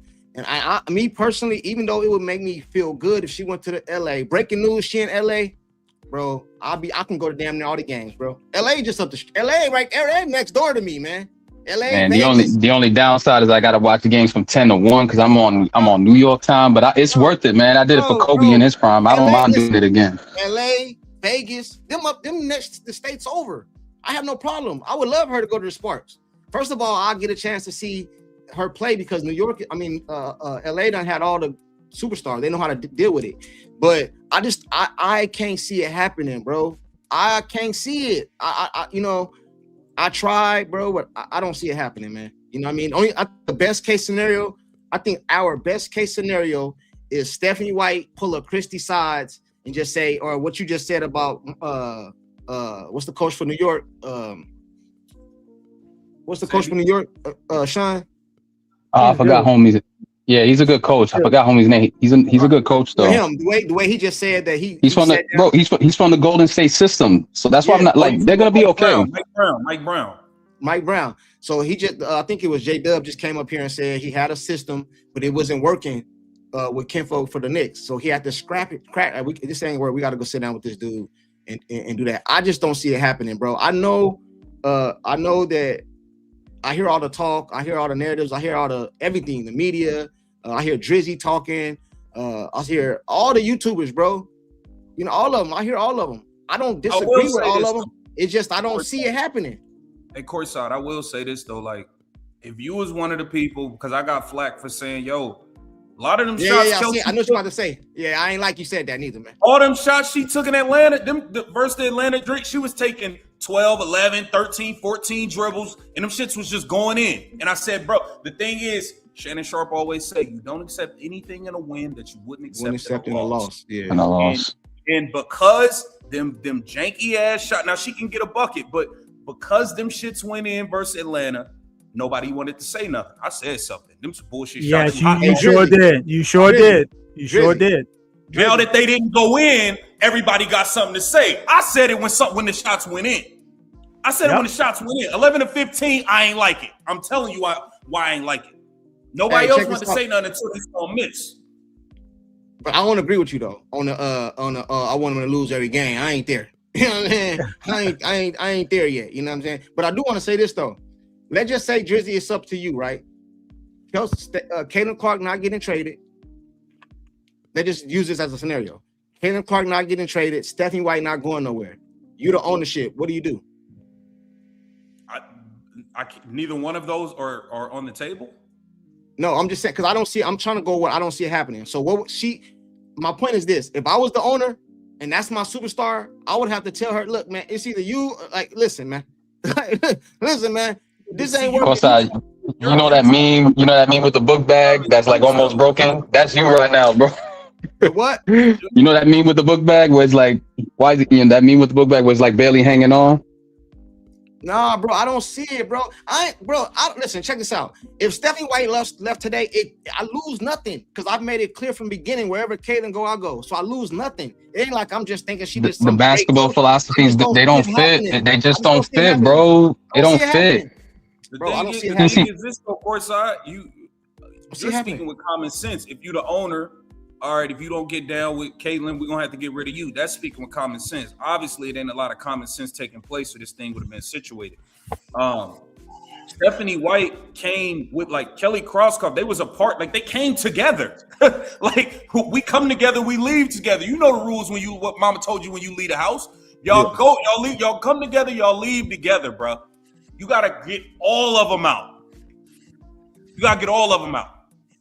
Or because you got to remember, they came together once CeCe was already here. They knew who she was and what she was about. There's no excuse for them not knowing. And when they came in, they came with a plan that would change her. Yeah, but if you listen to, I'm gonna go to you right now, Tone Loc and Pete. If you listen to Dan talk, Dan, and I believe what he said to be true. Somebody in the organization said that. I do believe that. I don't know who, but I believe somebody. I believe. I don't think he just brought that. Because Dan, if you listen to Dan, bro, if you follow him from back in the day, he was one of the biggest CeCe supporters. Yep. He used to say a lot of stuff. So I believe somebody said that. I ain't naive to that. But at the same time, Dunn, bro, like, hey, CourtSide, stop playing naive, bro. Lynn Dunn, okay. I don't know who said it. I don't know who said it. They go back 10 plus years. You want to see? I don't know who said it. You want to see her? It could have been a janitor. And CourtSide, and to be fair, that's a testament to what Corey Close said in her interview earlier this week. She was all like, it's, you know, in terms of promoting Caitlyn, it has to be in agreement. You know, everything has to be congruent from the top down. And right now, optics wise, it just doesn't look that way. Listen to this. Listen to this, right? Check this out. I'm gonna go to this right quick. I got Pete and Tone Loc and Maria. Listen to this, right? If what Dan said, I don't remember exactly how he said it. KTV will probably help you with that because he did a video on it, right? I think he said something to the nature, I'm paraphrasing, that Caitlyn Clark got Christy Size fired. Am I right? That's what he said, right? He said something like that. Yeah, it was just a narrative piece. Okay, cool. We all know what that was. Okay, well, cool. He got her fired. So let's go off that thought process. She got her fired. So if she got her fired, that means she was okay hiring Stephanie White. You see what I'm saying? So like, you know what I'm saying? Because I never agree with Stephanie White. It's not like I'm saying I want her here. I'm going off what Caitlyn say. And Caitlyn keeps saying she want her. You know what I'm saying? So I don't know how to take it, bro. You know what I mean? Stockholm syndrome. Bro, you ain't no therapist, man. You ain't no doctor. You can't be diagnosing people, man. You got to have a license for that. You don't see that lady that's going viral? Hey, what's that lady going viral right now? Judge nothing before the time. However, what's that lady that's going viral right now? What's the lady that's going viral right now? Dr. Cheyenne Bryan or something like that? Cheyenne Bryan, yeah. Yeah, she's not a doctor. She ain't no doctor. And you not neither. I'm not doing a diagnosis. I'm just giving opinion based on what I see. Hey, Dr. And we're allowed to do that. That's Dr. Private Nobody up there. Up here diagnosing people. Hey, Tone Loc, what up, man? Oh, hold on, Tone Loc. I know you didn't come up here to glow. We already whooped y'all ass. So go ahead. I'm gonna let you get it off. Go ahead. Hey, all right, man. First of all, with Atlanta, when y'all it's more mental with Atlanta than anything. We got personnel to do what we need to do. It's all a matter of time. But I'm not gonna sit here and let y'all act like this is Stephanie White's fault completely. Sometimes y'all got to give it up for the team that whipped y'all ass, man. I'm just keeping it real, man. Because from my understanding, like with Caitlyn, I love Caitlyn. You know I love Caitlyn. And the way she's being played, it's just hard for her to do what she need to do. And now she's playing defense. She actually playing good defense. You heard when they said she said she using her chest now. But what she need to do is cut the person off and use her chest to knock them off balance. So the problem with Caitlyn is she running that up-tempo type offense. When the transition there, she take advantage of it. But now she got to go back and play defense. She's been working hard on defense. I give her a prop for her defense now. And the refs need to be more fair with the call. But that's with everybody. You know what I'm saying? Hey, Tone Loc, give me 2 reasons. Okay, no, it ain't. I heard what you said, but just tell me your 2 reasons for us losing that game yesterday. No, I thought that y'all actually played good defense. If you look at, I challenge this whole panel to watch 5 minutes before it was taken out. You breaking up. I said I challenged the whole panel to watch the first quarter of the game with me and tell me White fault. But bottom line is what I was about to. I didn't say no. But I hear what you're saying. But my thing is like Caitlyn was 0 for 5. The shot she just missed it because she was exhausted, bro. Hey, Tone Loc, you a coach. You a coach. I'm a coach. Right? Break it down. Now, Jim, let me tell you this. You're a coach, right? Let me tell you. This is why I say Stephanie White lost the game, and this is why I say Kelsey Mitchell. And I'll never be. I'll be taking up for Stephanie White. I can be in the middle. Go. I could be in the middle. This is why I think Kelsey Mitchell and Stephanie White lost. You the need game. to stay in the middle because you're going to the left, bro. You need to stay in the middle. But go ahead. No. I am in the middle, bro. I call it how I see it. I go game at a time. Right. The reason I say Kelsey Mitchell lost the game because she shot us out the game. Dribble in the second half. The reason I say Stephanie White, bro, that coach went into that half court press and you couldn't get out of it, bro. That changed the whole game. When they went into that little half court press, and then once they get over half court, they trapping, bro. We couldn't beat that for nothing. I thought that's why they drafted Raven Johnson. She's a. But I thought, bro. You know, I thought. But look, but check this. Hey, listen, y'all problem. That what happened. Hold man. on, man. That what happened. Hold on. Can I go one time, bro? You cut me off every time. Up though. You breaking up though. I'm breaking up. Yeah, get somewhere where you start breaking up, man. Where you at? In the All right, mountains? Nah, I'm in Stone Mountain, Georgia. But anyway, the root of y'all problems, y'all roster, man. And then with Kelsey, got y'all in the game was all good, but when she shoots you out the game, it's a problem. But who else got like? Well, actually, not everybody. Wait, KTV called it out when she did it. Let him finish, man. I say Tone. KTV, he understands his job. He good at what he do. I like, but I'm coaching. I don't listen to all the other stuff. I don't get caught up in all the other stuff they talk about. Yeah, okay, I'm talking about the basketball part. I say it when she made it. I said it. She hot dogging. No, but I'm saying I think she take. That's the thing is who else gonna take the? Who else can create their shot besides Caitlin and Kelsey? You can't give it to Sophie. She's not gonna create. She don't have a crossover, a step back. You can't give it to Lexi. Tone, you can give it to AD. I mean, Tone, the reason I say Kelsey. The reason I say Kelsey, I would never get on here. Not me. I'm talking about me specifically. I ain't talking about nobody else, no other YouTuber, nobody in the chat, Twitter, none of that. I'm talking about me. I would never get on here and kill Kelsey for having a bad game, bro, or having a bad shoot night, because CeCe have those too. I would never do that. The problem I have with Kelsey is when she do have a shooting night, is nothing else she do. Caitlin can be 7 for 28 and still be a positive on the court and help the team win. Kelsey, 7 for 30. Kelsey she do a lot of dribbling and count. Bro, that's my point. If Kelsey not on, people have bad shooting nights, bro. But when she not on, she's a detriment to the team because she just keeps shooting over and over and over. When CeCe not on, bro, she still can pass and do other things. Bro, Kelsey can't do that, bro. Kelsey's defense been just as bad as Caitlin's too. Yeah, man. 5'8". Nobody talks about it. Nobody talks about it. You know what I'm saying? She was on a heater the other night. I gave her praise for that, but now we're in a different game. I gave praise for that night. Now it's a different game. And she shot us up again, in my opinion. She's one of the main reasons, her and Stephanie White is the main reason, bro, we lost the game. And that's my opinion, bro. Now, next game, if she go on a heater, I'll say she helped us win. But this past game, it was her, bro. It was her and Stephanie White, bro. It's just that simple, man. In my opinion. Go ahead, Tone. He's muted. He gone? No, he's muted. Pete, go ahead, Pete. Pete, everybody muted or what? Hello. What up? Hello to everybody. How did Pete get to go first? Hi, Pete. But how did Pete get to go first? Let me go to Maria, man, because she be starting. She be back. Get mad at me. Go ahead, Maria. What is that about, bro? Go ahead, Maria. My bad. Wait. Could y'all hear me? Could y'all hear me now? Yeah. Yeah, we can hear you now. Hold on, let me finish real quick before Maria goes. If I freeze up then, and y'all can just go ahead. But what I was saying is, Kelsey, like she's playing against 6'4" defenders, man. Everybody on New York team is about 6'3", 6'4", and then that's why everybody's dribbling in circles. Like you said, Sophie did it, Kelsey did it, but I mean, Kelsey still was getting some buckets, and then AB was carrying. But I mean, the fourth quarter they missed a lot of layups. I seen Caitlin miss 2 layups, but nobody ain't say nothing about that. Contested layups. No, it wasn't contested. It was wide open, bro. There was 2 wide open layups she missed. Nobody said nothing. And I think Kelsey did this. She missed like 2-3 wide open layups. So they missed a lot of layups. She missed breakaway layups. But anyway, make a long story short, man. The really y'all problems, y'all roster. Y'all playing better on defense. Caitlin getting better on defense. And y'all just ran out of gas. Y'all traveled just like Atlanta had to travel and come play Indiana after playing 30 plus minutes. And then y'all ran out of gas for a quarter. That's all it was, man. Hey, Tone, you can't sit there and put that on Stephanie White. Man. All right, Tone, you said the roster, right? So who the roster fall on? Amber Cox? Yeah, they fall on. Like, they should have never picked Raven.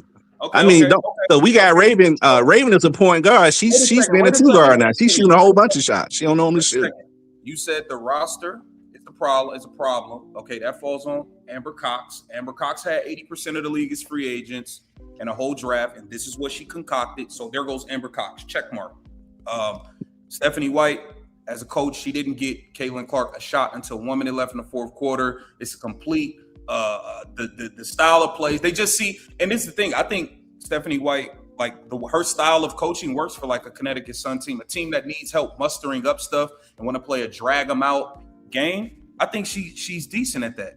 But her and Caitlin Clark see basketball through two separate lenses. It don't work. So you said Amber Cox. We got our argument for Stephanie White. We already know Kelsey Mitchell's a hot dog. I think we have enough credence for everybody to go. I think we got enough credence for everybody to go. So, but check this out, KTV. But check this out, KTV. But it plays like with Caitlin, man. I give her grace because I'm happening. They her at half court. They all up in her face, man. That's adjustments that the professional women made. Let her get her shots off like she used to. That's why she's struggling. And now she's trying to play defense on top of that because they knows about her defense. She's tired. When you tired, I don't know about you. I played travel. I mean, you know what I'm saying? And I had a jumper. Tired, your shot falls short, man. When you get tired, your shot falls short. Yeah. You breaking up, man. All right, man. I'm gonna hop out, man. I'm gonna hop out. It's storming. It's storming over here where I am. Oh, you breaking up bad. All right, bro. And we play y'all again next coming up too, so we can bet on that one too, bro. We already beat you. Drizzy, I don't know if you know that he's an Atlanta fan. He's an Angel Reese Atlanta fan. Be careful what you ask for. Y'all got a good team in Atlanta. They just need Ryan Howard to show up to work. Ryan Howard. We need a point guard. Give us Raven. We'll take Raven. Nah, bro. Hell no, bro. It's all good. Hey, I salute to you putting up. Hey, Maria, go ahead, Maria. Hello, everybody. Hello, everybody on the panel and in the chat. Before you go, my bad. Don't hurt me. Hold on. I got super chats. Hold on. Hey, the playbook says CC the weakest superstar I've seen. Wasted. Now I don't think she weak, bro, but I think she just trying to not cause no commotion because it get blown up. We seen Stewie go off on the coach. It ain't breaking news. You know what I'm saying? Caitlin get into it with the coach. It's all over the internet. So she's trying not to cause no more stories. What is she supposed to do? They have her rights until 2029. I don't know what people want her to do. I'm gonna let you answer that after Maria and Pete, Sierra. But I do want to get your take on that. And then now the thing that made me mad as fuck is that Kelsey Mitchell was supposed to be the one to go to Stephanie White and say run CC style of playing, seeing how it works well for her in 2024 season. Yeah, but I don't think Kelsey Mitchell gonna do that. Kelsey Mitchell gonna shoot. You know what I'm saying? Yep. And I mean, and I wanted, and he. I don't know if y'all know this. Y'all probably don't know this. But when Drizzy first came up here, he was talking about me. If you guys didn't know, he was throwing a little shot. It was subliminal, you know what I mean? But it was like, because I wanted Kelsey Mitchell, you know what I'm saying? I don't know if, you know what I mean? I wanted her here, and I still do. That was obvious. Under the right tutelage, though. Under the right tutelage, you know what I'm saying? Like, hey, like I said, you guys know the story. I mentioned this the other day. When Michael Jordan left to go play baseball, whatever he did, Phil Jackson called a play for Tony Kukoc at the end of the game instead of Scottie Pippen. You guys remember that? Yep. And Scottie Pippen refused to go in the game, right? Yeah, he was pissed. Okay, cool. If Michael Jordan is still on that same team, do he get mad? No. You know why? Because there was a pecking order. Everybody knew Jordan was going to get the ball.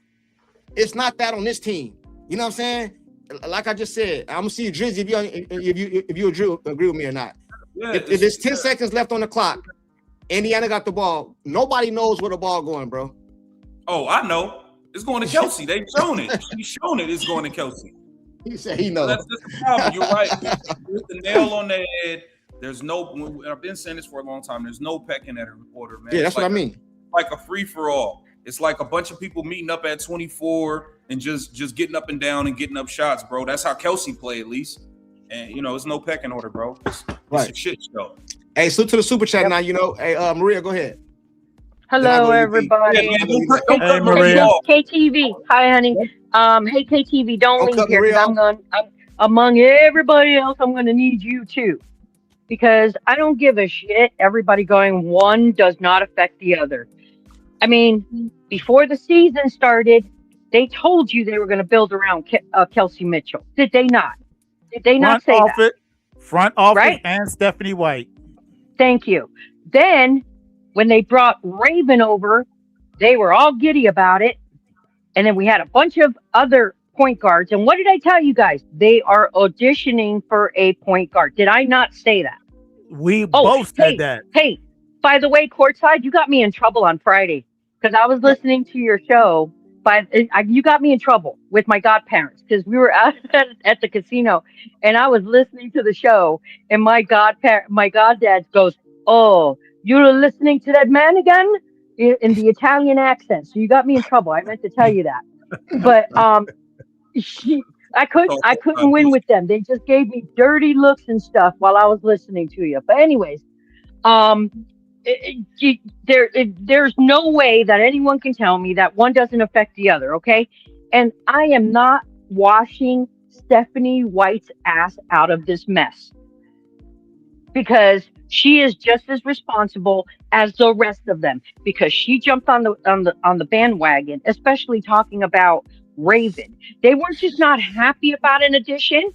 They were all freaking giddy about it and saying she's a winner. This. Right? So I here's thought she was having an orgasm. They were so gizzy. Exactly. And so here's the other thing.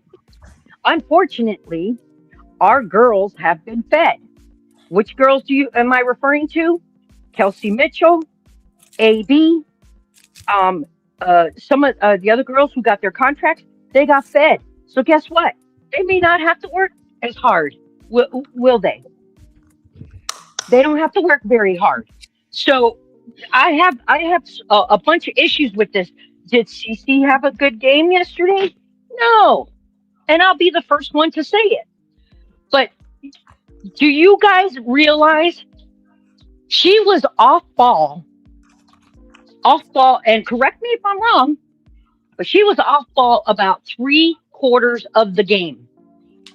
3/4 of the game. Yep. Tell me how that helps anybody. And they didn't have not even one play ran for her. Not one. No. Nope. And then tell me, how is it that even Raven gets to look CC off? Make that freaking make sense. How a rookie is allowed to look your point guard off. That is not by accident, ladies and gentlemen. That is by design. Hold on. That is by design. I want to understand, Maria. I want to understand. So when you said that's not by design, that's not by accident, that's by design. Explain that. So, yes. So they told Raven to look CC off? No. Who when you say design, that's what design means. Okay, I'm gonna give you an answer. You're asking me a question. I'm gonna give it to you. Okay. Mean, man. It's not by accident because who's the coach? So I'm if the coach, if the coach wants CC to have the ball, that's my freaking point guard. When you get the ball, I want the ball in my point guard's hand. Did that happen? No. So it is by design. All right, so you can't say design. It is by design. No, actually, Maria. Why not? Why can't I say it? Bro, I don't believe that, man. I don't believe she just Maria at the time that you're talking about. But courtside. But hold on a second, Private, if I may. Hold on a second. But courtside. As much as I love you, you don't want to believe the shit that's going on outside of the court. I don't believe that. I don't bbelieve that part. I don't believe Raven just looked. I love you, bro. But and what did I tell you? Maria. And I told you guys 3 weeks. Within 3 weeks, something's gonna happen. Maria, within these 3 weeks. Maria, you're. But you know I love you. Maria, but you know I love you. Bro. Maria, CourtSide needs to take the 22 off the side of his hat and put an SW on it for Stephanie White. You are a Stephanie White mascot, bro. It is what it is. Take the 22 off. So you agree with her? I don't want no more of that jumper wet. Say that coaching cold. Do that. Nah, man. No, Maria. When I was trying to bring out. I'm rocking with her, bro. What she say, that's where I'm at. You know what I'm saying? At the time that you were speaking of, when she looked off CC, she was actually running the point. She actually was running the point. Yeah. Listen, man. Hey, she's the point guard. She ran the point more than Caitlin did. No. Yes. I let everybody have their opinion, bro. We ain't gonna say some bullshit. It's no way that Raven looked her off on purpose, bro. Stop it, bro. Y'all going too far. Y'all going too far. I mean, y'all going too far. No, we not. Because she didn't look her off on purpose. I say next. Sophie did it too. Sophie been doing it. Yep. What you talking about? I call all of them out. I just think that's part of how Stephanie wants to play. I just think that's part of how she wants to play. She wants everybody to be equal. Everybody get the same amount of looks. Now, I agree with that. Right. I don't think they're looking her off because they're being told to. I think that everybody just has the same power in their role. So exactly. Celia, Celia, so what you're telling me is that we are playing Oprah Winfrey basketball. You get the ball, you get the ball, basically. you get to touch the ball. Yeah. Right? Yeah. It doesn't work that way. It doesn't work that way. Maria, that's what I think. It's LA Fitness with a bunch of people that don't know each other. Ain't no point guard. Whoever get it, go. That's how it works. This is what we're doing. Now, to CourtSide point, I don't think that Stephanie White is saying, hey, look her off. I agree with what Sierra said. I think Stephanie White has created an environment where everybody is empowered to bring the ball up. Everybody is empowered to initiate the offense. Everybody is empowered to it's an equal that's why I told you exactly system, and that is the problem. I agree with what Sierra said. Yeah. Because remember, I told you that in her system, out of her own mouth, there is really no point guard in her system. Yeah, now I agree with some of that. See, I can agree with some of y'all, but when y'all go talking about looking her off on purpose, and I don't agree with none of that. Hey, now, if you part about this. Pete just sitting there quiet, collecting data. He's writing down stuff. Hey, Pete. Pete, go ahead, Pete. Go ahead. Yo, how did you know that, KTV? I know you, bro. I know you like, how you know that? I know you like the back of my hand, bro. Okay, here go Pete. So Maria, at the 27-23 mark, you said that's Pete. Yeah, he do. Pete, you do be doing that. They clocking you, bro. Get off my boy. Y'all get off my boy. Go ahead, Pete. Go ahead, Pete. I didn't come here to be attacked. Now listen, which first means of all, he's hello to everybody. I hope everybody's having a great weekend, man. Hi, Pete. Before I begin, if anybody wants to see a really good series, I'm binge watching a series called Your Friends and Neighbors. Really good series. No, I'm good. Anyway, it's on Netflix. Yeah. I'm gonna check it out. Apple, it's really good. Send me a login. How about great that? writing. Rhetorical question. This is rhetorical. Without Kelsey Mitchell, what is your record right now? I submit that right now your record is 2-8, maybe even 1-9. She's the second. I think she's still the second leading scorer in the entire league right now. I know a lot of you think Cece can do it all, but she can't. Cece doing it all is how they lost 2 title games in Iowa. I hate to bring that up again, but please understand, she cannot do it all.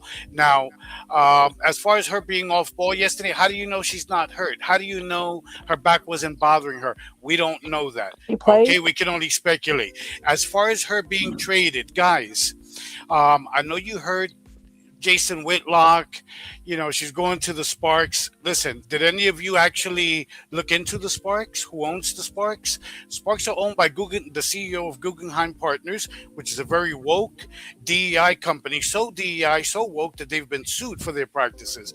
They're the majority owners. The minority owner is Magic Johnson. Magic Johnson has a son who came out as gay in 2013. Magic and Cookie, his wife, have been staunch activists in the LGBTQ community for years, over a decade. Why is that important, guys? Because a lot of you say there's a league-wide agenda to destroy Cece.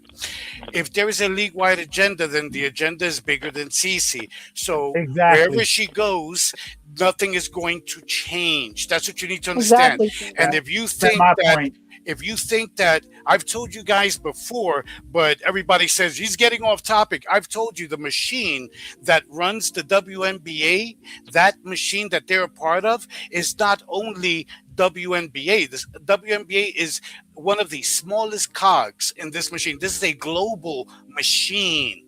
This is a global machine, guys. And as much as you think Cece is going to change everything, she is not.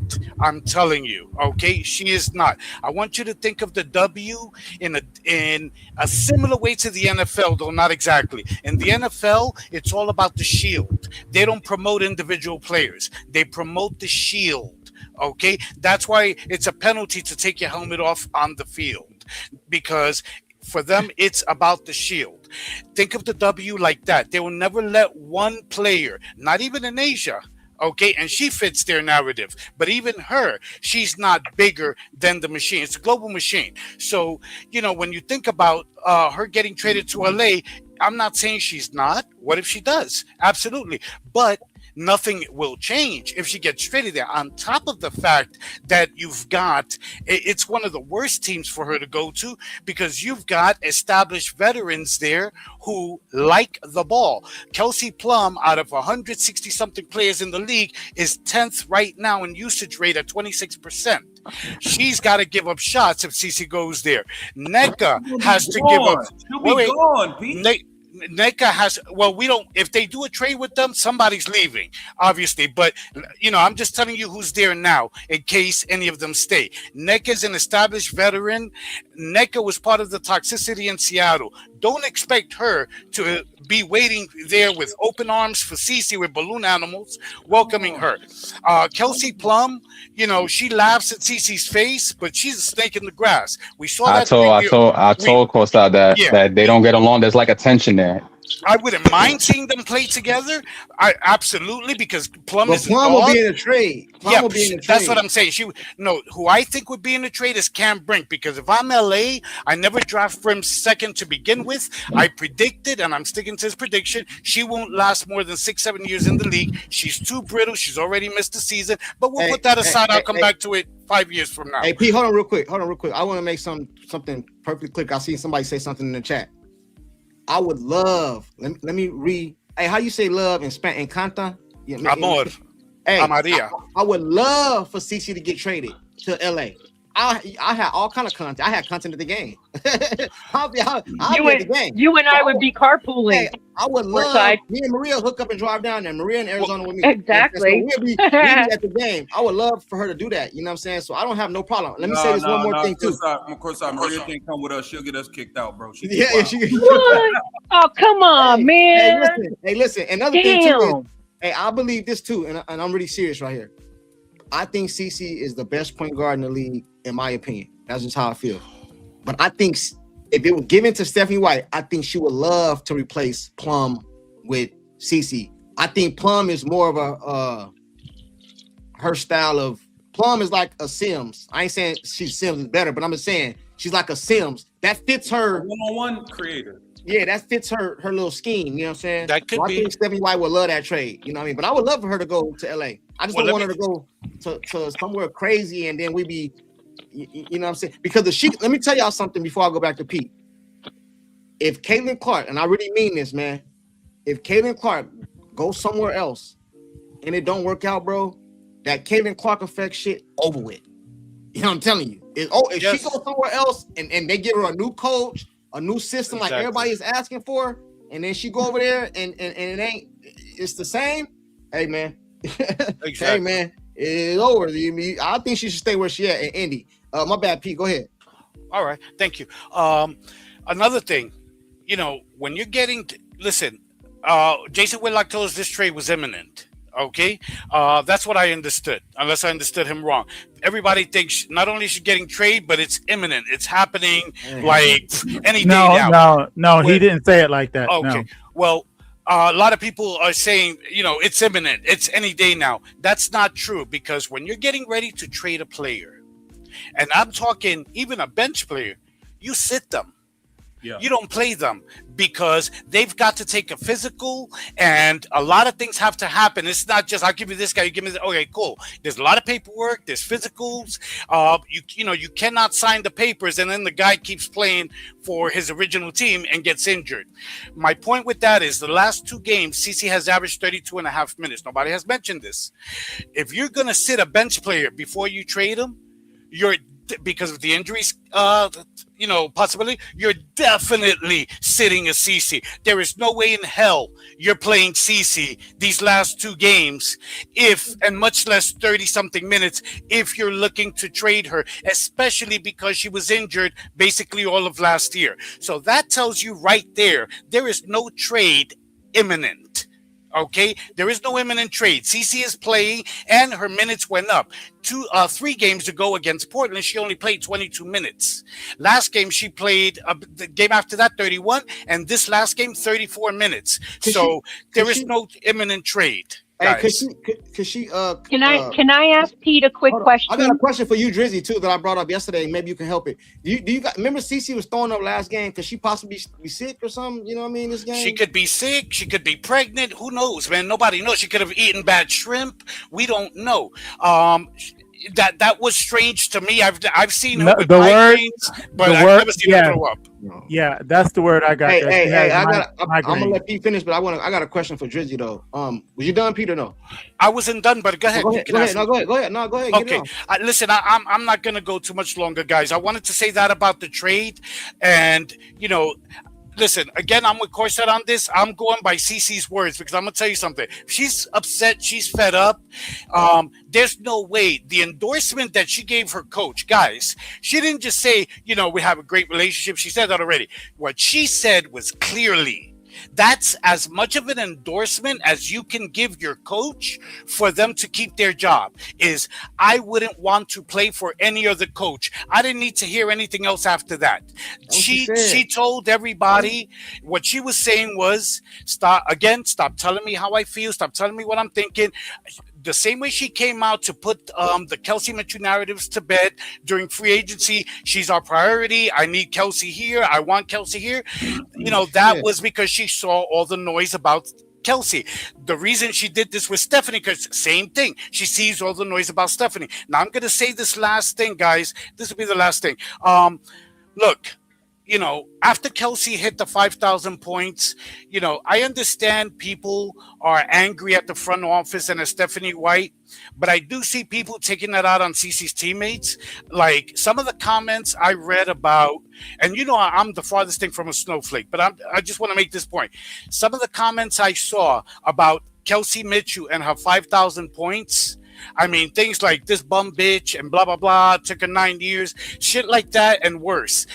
I got to tell you, like I said before free agency, at least tone it down for the moment. You're trying to sign other players and you're throwing out all these names like people automatically want to play in Indy, want to play with CeCe because you think everybody should want to play with her.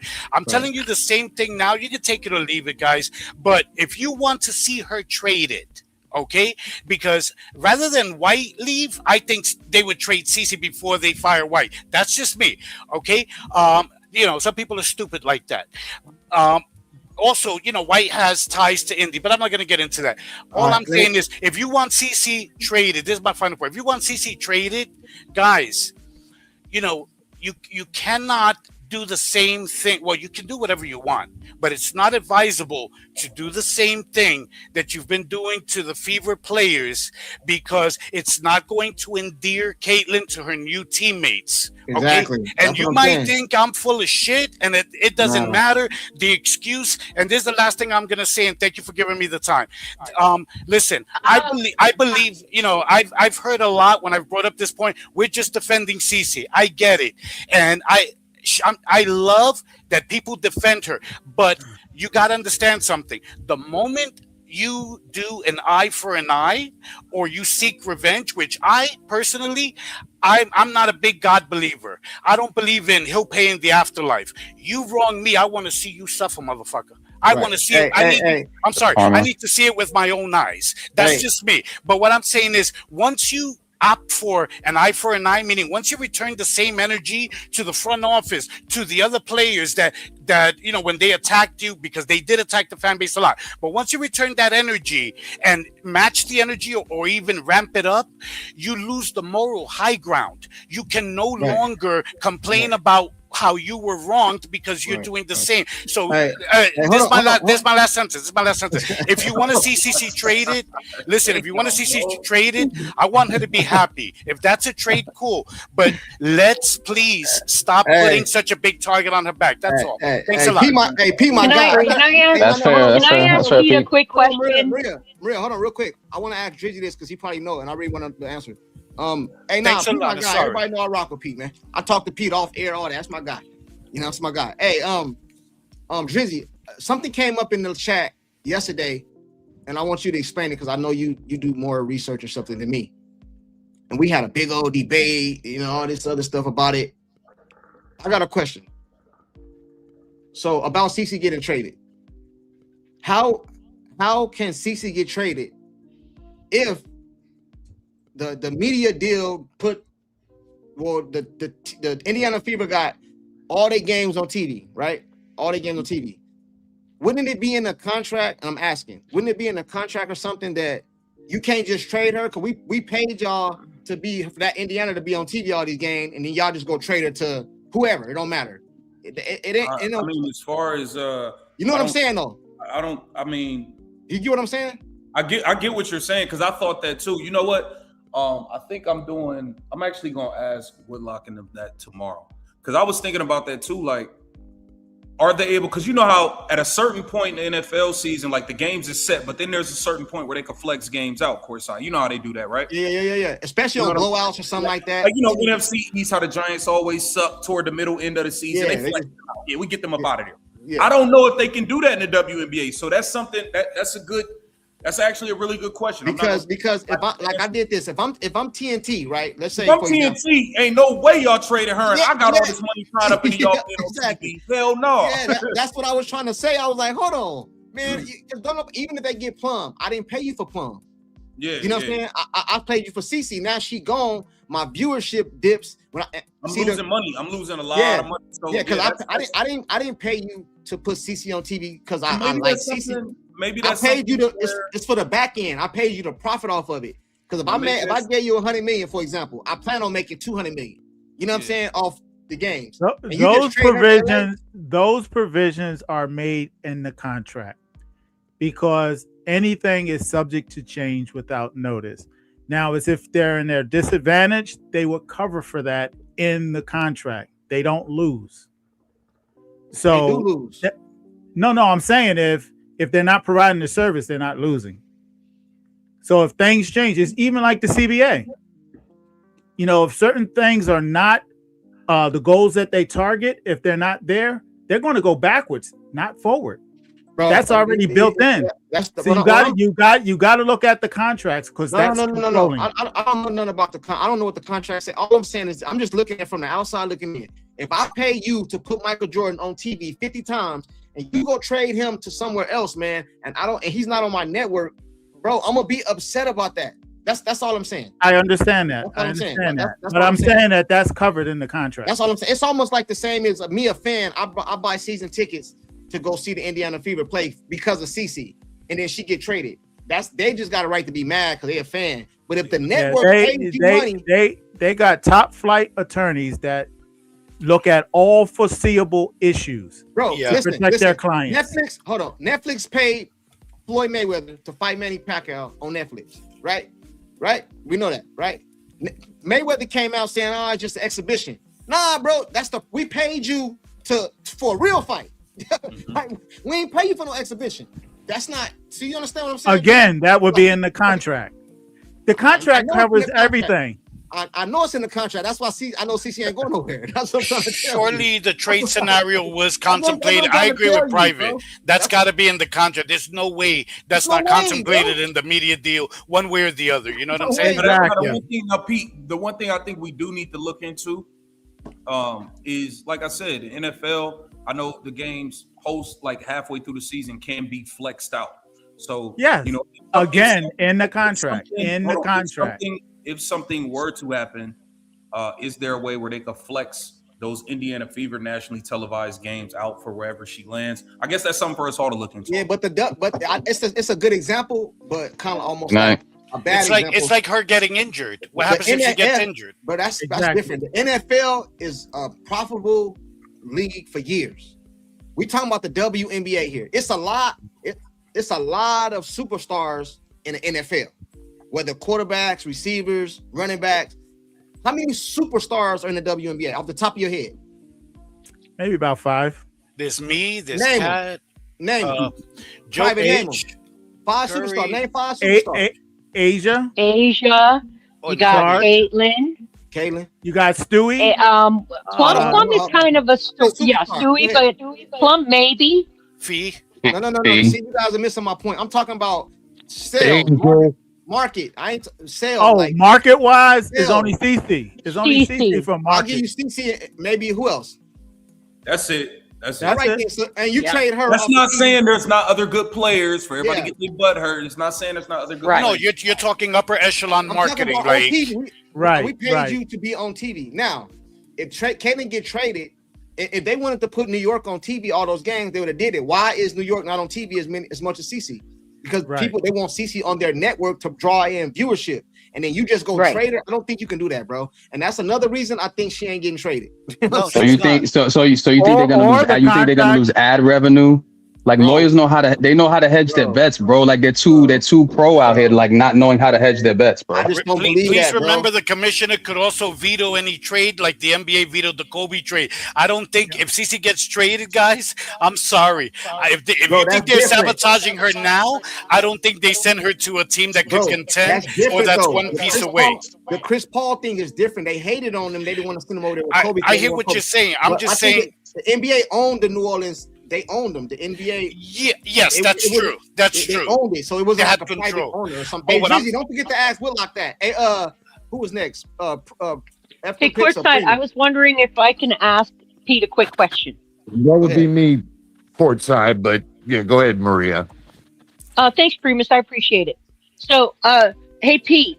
So, when there were rumors about, remember when rumors came up about Stephanie White getting fired? Yeah. They came out within a few hours to oppose that it wasn't true, blah, blah, blah, right? They did that. Agreed? I don't remember how fast it was, to be honest with you. It was pretty, was it that fast? But it was I'll pretty take your word fast. for it. I'll take your word for it. Okay. But all the rumors about Cece getting traded, nothing. However, nothing. If that's a question, Maria, I see your point, actually. But you see what I'm saying? See what I'm saying? You got me, right? I absolutely. But you know what, Maria? Then there's something key that would not make sense, and I'm not the first to bring this up or point this out. I think you guys have talked about it. It would be the stupidest thing in the world. Not that it would be so impossible, because everything we see is stupid from these people, but it would be the stupidest thing in the world to be looking to trade someone and be smearing them or let your dirty laundry with them become public, because that automatically reduces their trade value. Not CC. And I think that's the plan, Pete. I think that's the plan too, Pete. Maria, the worst time to trade a player, I think Drizzy, Angry would agree, and everybody else, the worst time to trade a player is when the organization and the player are publicly sparring, because everybody knows exactly. Everybody knows the player doesn't really want to be there, so they're not going to offer you a king's ransom. So I think it would just be stupid.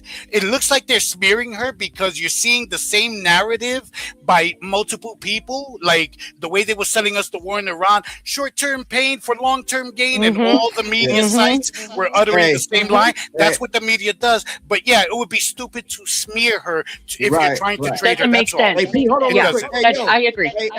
Hey, thank you, Primus. I appreciate you. I did it. Hey, chat. I sent Angry his stuff, man, and I hooked him up. Somebody just said that. So you guys, I seen y'all trying to call me out. But that was a good point, Maria. Angry already got all his stuff. What'd you send him? Said that. Hold on real quick. Thank you. Who said that? What you send him, CourtSide?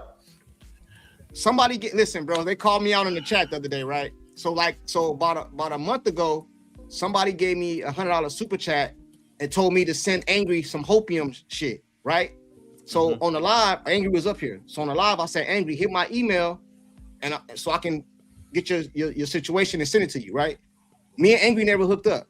So like another month went by, they came in the chat like a week ago. It was like another $100 super chat. This is for you not doing what I asked you to do, right? You know what I'm saying? So I was like, hey, he never reached out to me. So then I actually reached out to Angry, and I think you gave me my number. He called me.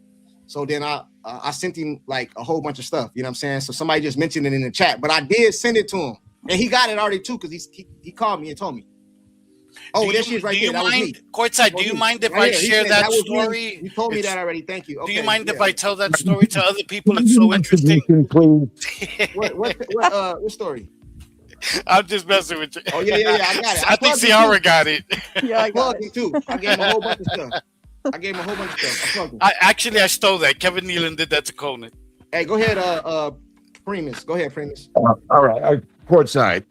I'm gonna send you some ask you a stuff, question. Drizzy, because you need it, bro. I got something special. I got something special for you. And please just be honest, bro. Like, don't see where I'm going with the question and try to spin it. If I'm an athlete on any field and I quote unquote check out of a game, can I be depended on at any point after that? Say it again. You talking to me? Say it again. Say it again. If I check out of a game, can I be depended on from that point on? Can I be dependent? I don't understand that question. Can I be dependent on? Bro, come on, bro. I don't understand it. Okay, I heard multiple people on the panel say that Caitlin checked out. Okay, at that point, what is Kelsey Mitchell supposed to do? AB's on a damn treadmill. I got you. I thought you know what I mean? AB's on a treadmill. Caitlin's checked out. Sophie Cunningham is giving you 2 points. Like, so I don't know. Like, I'm just gonna stand up for Kelsey right here. I don't understand. Like, what was she supposed to do? All right, hold on. She's trying to win, bro. Hold on. He makes a good point. That's a solid point. I'm not a fan of shooting people any bail, but I get the point. I get the point. Primus makes a good point. When he said check out, I thought he meant subbing out of the game. I didn't know he meant check out mentally. He means a la James Harden, a la Ben Simmons. Okay, cool. So I understand your question now. Okay, so I agree with you 100%. But can you do something else to help the team? So you have to have, as a player, you have to have situational awareness. You know what I'm saying? So if you are aware that CC, or you think she checked out mentally, if you know your shot ain't on, what you do? Just keep shooting them, bro. You have to try to get somebody, like, you have to try to win, and winning, bro. Hey, Primus, let me ask you a question, bro. What's up? Did you watch the game yesterday, or you just seen the highlights? I watched the entire game. You watched the whole game. You don't see what we see when she up there, bro. Just dribble. Bro, she dribbles. I saw it. I see it. Okay, I saw it. Okay. What you talking about? But the Fever don't have the roster to match up with the Liberty. Name one person on Indiana that can match up with Breanna Stewart. Just one person. Listen, you're talking about something. We didn't lose this game because of matchups. We lost this game because of Stephanie White and Kelsey Mitchell, bro. That's how we lost it. It wasn't because of matchups. It wasn't we got out rebound. Somebody just did us dirty, bro. We were in this game. Kelsey Mitchell went to shooting. And Primus, you watch my show, bro. You know I take up for Kelsey. So you can't say I'm being disingenuous, none of that. You seen me take up for her multiple times. So I'm not just trying to kill Kelsey Mitchell. But at the same time, bro, and in that specific game yesterday, that was not no other game next year, next week, last year. And that game yesterday, bro, I seen 3 times Kelsey Mitchell run the clock out and then try to pass it, and we get a shot clock violation or something like that. I also seen her get the ball on the wing, dribble to the hole, go underneath the basket, dribble all the way back out to the top of the key, bro, just to throw it through her legs 15 times, bro, and take a crazy shot. Bro, that's like, but you're talking about pecking order. So, F what somebody pinky swore in a locker room. If my superstars checked out, it's on me. You know what I mean? I won the last game doing this. It came down to the wire. What, you know what I mean? She's like, F the efficiency stats. Somebody has to step up. You know what I mean? Raven's off. Sophie's not doing anything. Lexi never does anything. You know what I mean? So I don't know. AB, was she even in the game? She's shooting threes. It's like, it's all out of whack. I agree.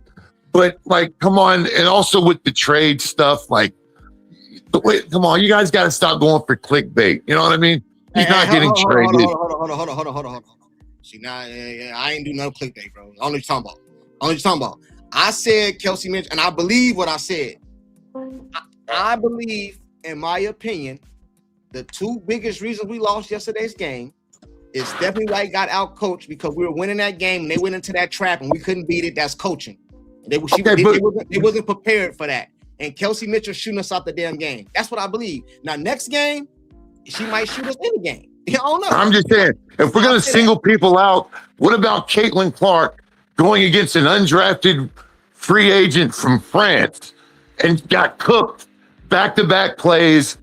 No, you know what I mean? Like, if you're a cornerback, you get beat on what, 5 fouls. 5 fouls. No. Hey, No, Primus, no, Primus, you're not going to get away with that. Let him talk. No. Let him talk. No, if you're a cornerback and you get beat, what do? You commit pass interference. You foul if you have to. Put her at the line. Don't just let her cook you and score. You foul out if you have to. Because you already checked. Remember, you already checked out anyway. Shooting. Primus, let me tell you something. Primus, you know I respect you, brother, but you talking right now from your emotional already feeling about Caitlin Clark. We talking about yesterday's game. Now, and we watching basketball, bro. You know damn well she had 5 fouls. It was a good play on the office on their part because they know she got 5 fouls. Go at her, she can't foul. But don't act like we agree she already checked out of the game.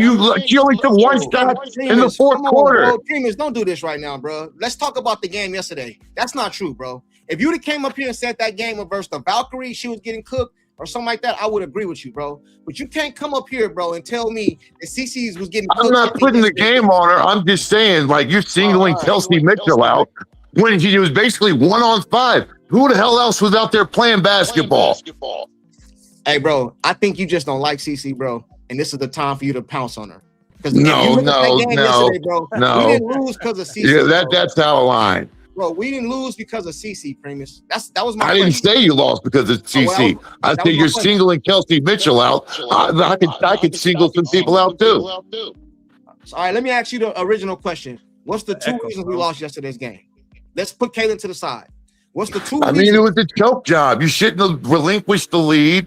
And like I said, the matchups to me, like you just didn't have the personnel. Clearly, we were winning to stop anything Stewie was doing. You kept fouling, putting her at the line. That's what happened. All right, I got you. I respect your opinion, brother. F them picks. I won't agree with you, but I got you. I got you. F them picks. What up, man? Hey, what's up, buddy? What up? You know, what was you guys' records for the Fever for the first 10 games? I'm curious. 9-1. I was awful. Hey, he was bad off the first 5-5, baby. Hey, I had too much. I called it. I had too much of that CourtSide hopium, boy. Oh man. Hey, I called 7-3. Worst I case said scenario, 7-4. 6-4. I called 7-3, 6-4. But hey, Trivy was done after game 1, though. I was done. Well, game 1. I was done after quarter 1. What are you talking about? Hey, F them picks. Go ahead, bro. My bad. What was yours, Private? I think I was 6-4 because I gave him 10 games. You were close. And after those 10 games, I'm out until something changed. Yeah, I think Tina was the only one right because I think Tina said like 4-6 or something like that. She said like 5-5. Tina was. No, I said 5-5. She was just being mean. Yeah, I said 6-4. I said give or take 6-4, and I said the game that we probably were gonna lose was the New York game.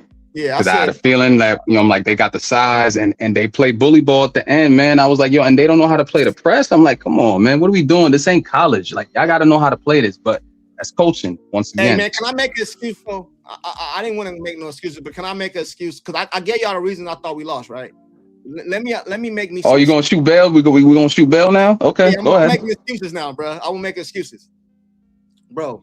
Anytime Stewie could just go to the goal anytime she want and get fouled, bro. Listen, bro. She's been doing this. She's been doing that. I didn't see it until it was live up in my face. Oh, now's when you see it, fam. Yeah. They were doing that in the playoffs last year. It was against Fee. Fee was complaining about that all last playoffs. You can't touch that girl, bro. How many free throws she shoot? Like 23 or so? 20? She had 21 shots. She made 18 of them. Bro, that's 18 points from the goal, from the field. And then they only hit 2 3-pointers, bro. That's the game you're supposed to win, man. Exactly. We could have won. They lucky Sabrina. They lucky Sabrina wasn't playing and Johannes' shot wasn't falling because it could have been worse. So.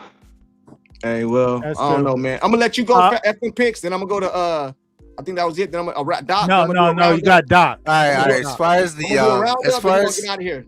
As far as like CC getting traded, I don't see it happen. I said it the last live. I don't. But the team is in turmoil right now. Hey, like picks. Tell Drizzy that. Convince him. I'm giving you. I just don't see Caitlin Clark getting traded. I mean, she said she likes what's going on. Breezy up here made a good point. Like, I mean, she's like drowning her own boat, basically. She's like poking holes in her own boat. So, I mean, she's got to deal with that, right? That's on her. The team went from like the top 3 offense in the league. They're at 9 right now. Like, they are terrible. The Fever. Oh, they were number 1. They were number 1, I think. Yeah, that's right. I said top 3, but I wasn't sure if they were 1, 2, or 3. Yeah. But they're at number 9 right now. They look horrendous on offense. Hey, you know, somebody F them pick somebody. Hold on. You know what's really funny is that in 2024, they had less talent on this team. Think about it. We had Kelsey Mitchell, we had Caitlin Clark, we had Aliyah Boston, and Lexi Hull. Those were the after Olympic break starters. The only one missing from that group is Nalissa Smith. Temi was hurt during that time where they went on all those wins. She didn't come back to like near the playoffs to help them with defense because Nalissa couldn't guard a cone. But I blame Drizzy for that too. Why you just so you know. I blame Drizzy. It's Drizzy's fault, and I know it's his fault. You know what I'm saying? I'm gonna tell you right now. I'm gonna let you finish, and I'm gonna show you. They had no depth. So Caitlin Clark and Kelsey Mitchell were both forced to play 40 minutes a game, basically, like in the later half of that season. And I'm surprised either one of them held up. And 2 defensive liabilities on the court at the same time. And I think Caitlin's a better defender than Kelsey. I don't care what anyone says. Yes. Well, the stats say that. What I watched in that game in the last 5 minutes, Caitlin Clark getting put on an island with 5 fouls.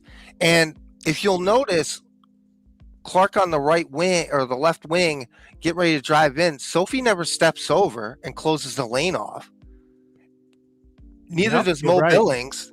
From the top of the key, like what do you needed Lexi Hall on that Stewie play. All she had to do was take one step to the left, and the lane's closed, and then the girl's got to back up. Now Caitlin doesn't have to worry about fouling her; the lane's closed off. So when Sophie doesn't step up, Caitlin guards her all the way to the rim. Here's Kelsey Mitchell on the backside, doesn't even bother to come over. Whatever, right? So it's just like. Hold on. Sean, close your mic. Sean, that's Sean. Sean, who's that talking, man? That's not Sean. Oh yeah, go ahead, Afton Pitts. I got the super chats. I see you guys saying get the super chats. I'm gonna get them right now. I got a question for Drizzy. Well, I'm gonna blame Drizzy for something right now, and then I'm gonna get the super chat. I'm gonna go to Doc. We're gonna do a summary of this today, and then the next game. Then we out of here. You know what I'm saying? But go ahead, Afton Pitts. I see you guys in the chat. I seen you. Yeah, I mean, they basically played all right defense for like 2.5 quarters. It wasn't fun to watch, but I mean, the defense was there, and they completely reverted back to the pre-Atlanta game defense in the 4th quarter in crunch time. Like that's just coaching malpractice. Like, why would you do that? Like, why even put Clark back in the game to foul out? Like, well, you have to put her in the game. You had Aliyah Boston missing layups in crunch time. Kelsey Mitchell, like, just dribbling the air out of the ball. Like, what, a minute to 2 minutes left? They said it was Lexi and AB on that Stewie play. And they're just dribbling it out and then passes it off to Sophie with 2 seconds left, acting like she's going to do something with it. Like, come on, man. Like, it's just bad. Yeah. I agree with you, bro. But like I said, you guys ain't gonna like it, but I don't give a damn. I still got hope. Hey, let me get the super chats. Then we'll ask like, somebody's got to get Kelsey Mitchell in check, man. I'm they sorry. do, bro. I agree with you on that. 100%. Like, if Stephanie White doesn't step up and tell her, Christy Sides did last year, you know what happened? Like, it was in a New York game when this happened. Christy sat Kelsey Mitchell for an entire quarter. And was she mad? But she quit pulling that crap. Yeah. No, I agree with you. Hey, William, he said she said I wouldn't want to play for he's talking about, I think Pete said something about Caitlin said I only want to play for Stephanie White. So I think he's fixing what he said. She said I wouldn't want to play for a coach that's not passionate. She didn't say she wouldn't want to play for any coach. Big difference. I think that was to Pete. You know what I'm saying? Salute to Williams for correcting Pete, I guess. I think she did say something similar to what he just said. I think her exact words was a coach that's not, what's the word she used? A coach that just stands there. No, I know, but she used a word like, I forgot the word she used. You know what I mean? But yeah, but she did say that. Hey, Pam, they chose Fever games, not CC games. Nah, I think you're talking about the TV deal. Nah, they chose CC games because CC played for the Fever. Because Kelsey and Boston was there. They ain't never had all them games on TV before. So ain't nobody paying to see Boston. I like Boston too. You know what I mean? But ain't nobody playing to see her. Tone Loc, Caitlin is denied the ball. Press, picked up half court, and attacked on defense. But y'all want to keep the ball in her hands. She burnt out. Listen, man. She could be tired. CC need the Fever are better when CC is making the decisions. I'll put it like that. Whether the ball in her hands. See, I don't even think me, Drizzy, or Angry, or anybody that always complain about the ball being out her hands, I don't think we care if she bring the ball up or not. But whoever bring the ball up, the play is designed to her. You know what I'm saying? The play is designed to get the ball back in her hands. That's another thing I wanted to tell you, Courtside, was that I don't really care about who brings the ball up. Even with Caitlin playing off ball in 2024 and the action failed, they would get the ball back to her and then she would reset the action. Right. They're not doing that this year. Yeah. I don't really care about bringing the ball up. Hey, salute to Tone Loc though. We play y'all again next week, bro. Pull back up because I think we're gonna beat y'all. Hey, you really think we're gonna get that W? Yeah, I do. Why is the you think office? So? Yeah, I do. Yeah, I do. You know what I'm saying? I know Drizzy right, man. head, but you know what I mean? Hey, Pam, why is the front office not putting the fire out? I don't know what you mean by that, but I'm thinking all of those attacks on Caitlin, they haven't said one word. Because it's true. Especially the shit that Dan said, because it's true. You know what I'm saying? Because it's true. Man, how is it true? How is it true when you had several commentators brought up the fact that she is the most humblest superstar, men or women, known? No, what I'm saying. What he's saying is true. He's saying it's true that he's saying maybe not what they said is true, but he's saying that Dan Dockage it's true when he's saying he got it directly from the Indiana Fever. Yeah, okay. You can't come out and call him a liar because he'll be like, no, actually, because he's a loose cannon. Yeah. You call him a liar, he'll be like, no, actually, this is who told me. That's Drizzy, can I ask you a question? I believe that. No, hold on real quick, Pete. I want to tell what Drizzy, the reason I blame Drizzy. Of course, it's not as bad as it looks. I know, bro. I don't be listening to them. I know, bro. But I blame Drizzy. Let me tell you something. Every time I watch, Drizzy, my Drizzy connection's bad. I think I gotta go. Y'all know why I call him Celebrity Drizzy? Y'all know why I call him that? He's the main reason for one of the downfalls of the Fever, bro. Let me tell y'all why. What? Yeah. I can't believe you just said that, dude. Yeah. He one of the main culprits, bro. And let me tell you why. The Indiana Fever got the biggest fan base out of all the teams, right? And Drizzy is a big part of the fan base because he has a voice, he has a channel. A lot of you guys subscribe to him. Y'all know who he is. He do a lot of videos, he do a lot of views, stuff like that. So his voice gets out there. And I know that because some of the same people go listen to him and then come to me and tell me what Drizzy said. And then tell me, put Drizzy link in my channel and tell me, go watch this video. I already said that's normal fandom, Courtside. I understand, but hold on, I understand. All of this is normal. In any other sport, it's normal. Bro, I got you, but that's not what I'm saying. Because every time I see Minnesota play, I think of Drizzy. Because he's the main one that wanted Howard gone. Hey, he's the main one that wanted Howard gone, bro. And now Howard is over there balling, bro. You know what I'm saying? Howard is over there balling, bro. She wouldn't be balling under Stephanie White, though. Now, let me ask you this, Courtside. Since you try to put He's me the on main blast. one. He's the main one. Let me ask you this. And answer that first. Are you the main one? I wouldn't say I'm the main one. Yeah, she's lying, bro. I wouldn't say I'm the main one. I definitely would call her out. Listen, wait a minute, bro. She was doing all type of dumb shit, getting the rebound, trying to bring it up herself. She's not doing that in Minnesota. Like, no, you got mad because she said she wanted to be the MVP. Yeah, and that was stupid as hell, and that's always gonna be stupid as hell. Right. So we can use her right now, huh? No, we can't use her right now. You know why? Because she's killing in Minnesota because they're playing her at the 5, and she is doing what? She's doing what with Olivia Miles? Balling. No, she's playing pick and roll. All Cheryl Reeves got Olivia doing is pick and roll, and the same.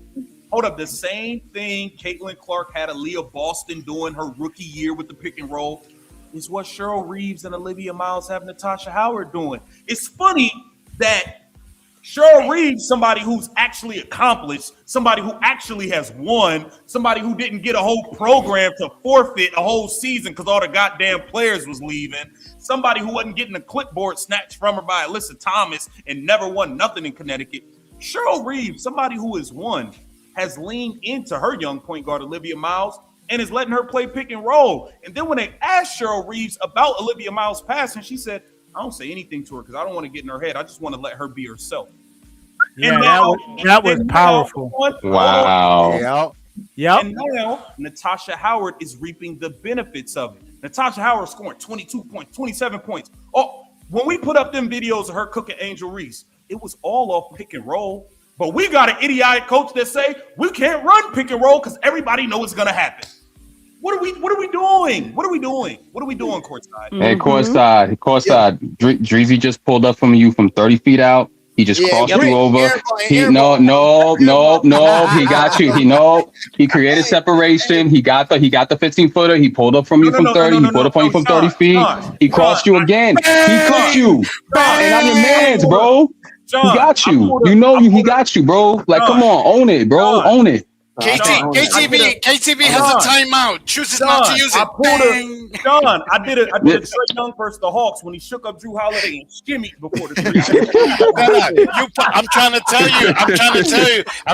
you. You pulled up like Steph Curry against OKC. Yeah, even Pete knows. Pete sees it. Warriors have a timeout. Choose not to use it. Bang. Bang. Pete, Howard is like the girl that got away, man. You see her with somebody. Bro, she has a confident coach.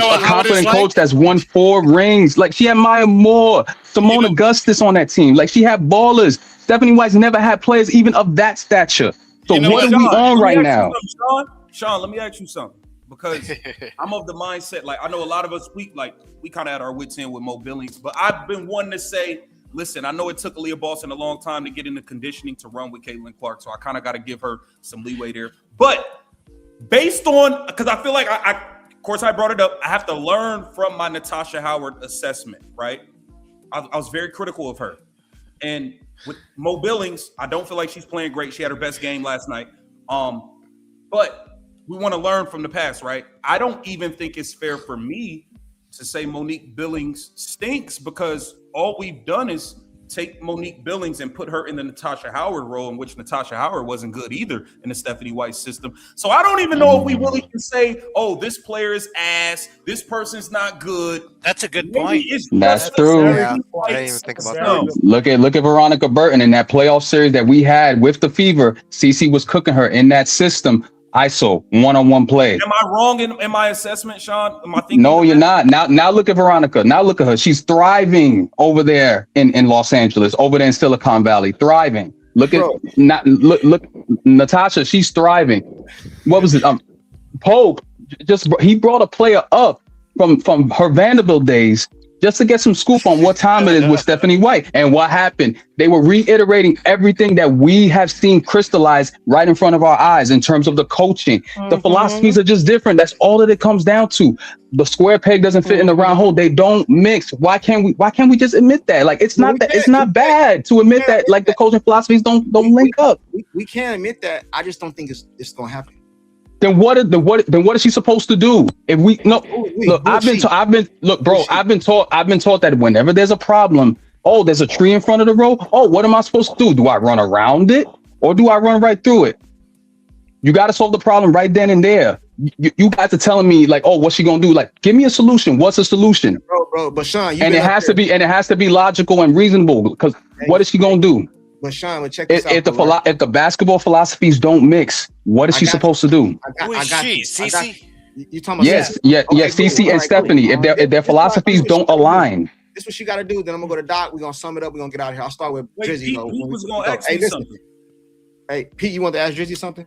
I forgot. I'm sorry. Okay, cool. The reason I'm gonna say this, bro, and this is why y'all make me to be the bad guy, and I'm saying this like sarcastically, or I'm being rhetorical, basically. When CeCe have a good game under the same coach, you guys tell me she went rogue, right? But then when we don't win, y'all say what she's supposed to do. She's supposed to go rogue, like she did in the other games that y'all told me she went rogue. I've never subscribed to that rogue stuff, by the way. You know what I'm talking about, right? Because you've been up here. That's what they say. When she win, they tell me she went rogue. But then when we lose, they tell me y'all say what she's supposed. I'm not saying literally you, Sean. They say what she's supposed to do. She's supposed to go rogue.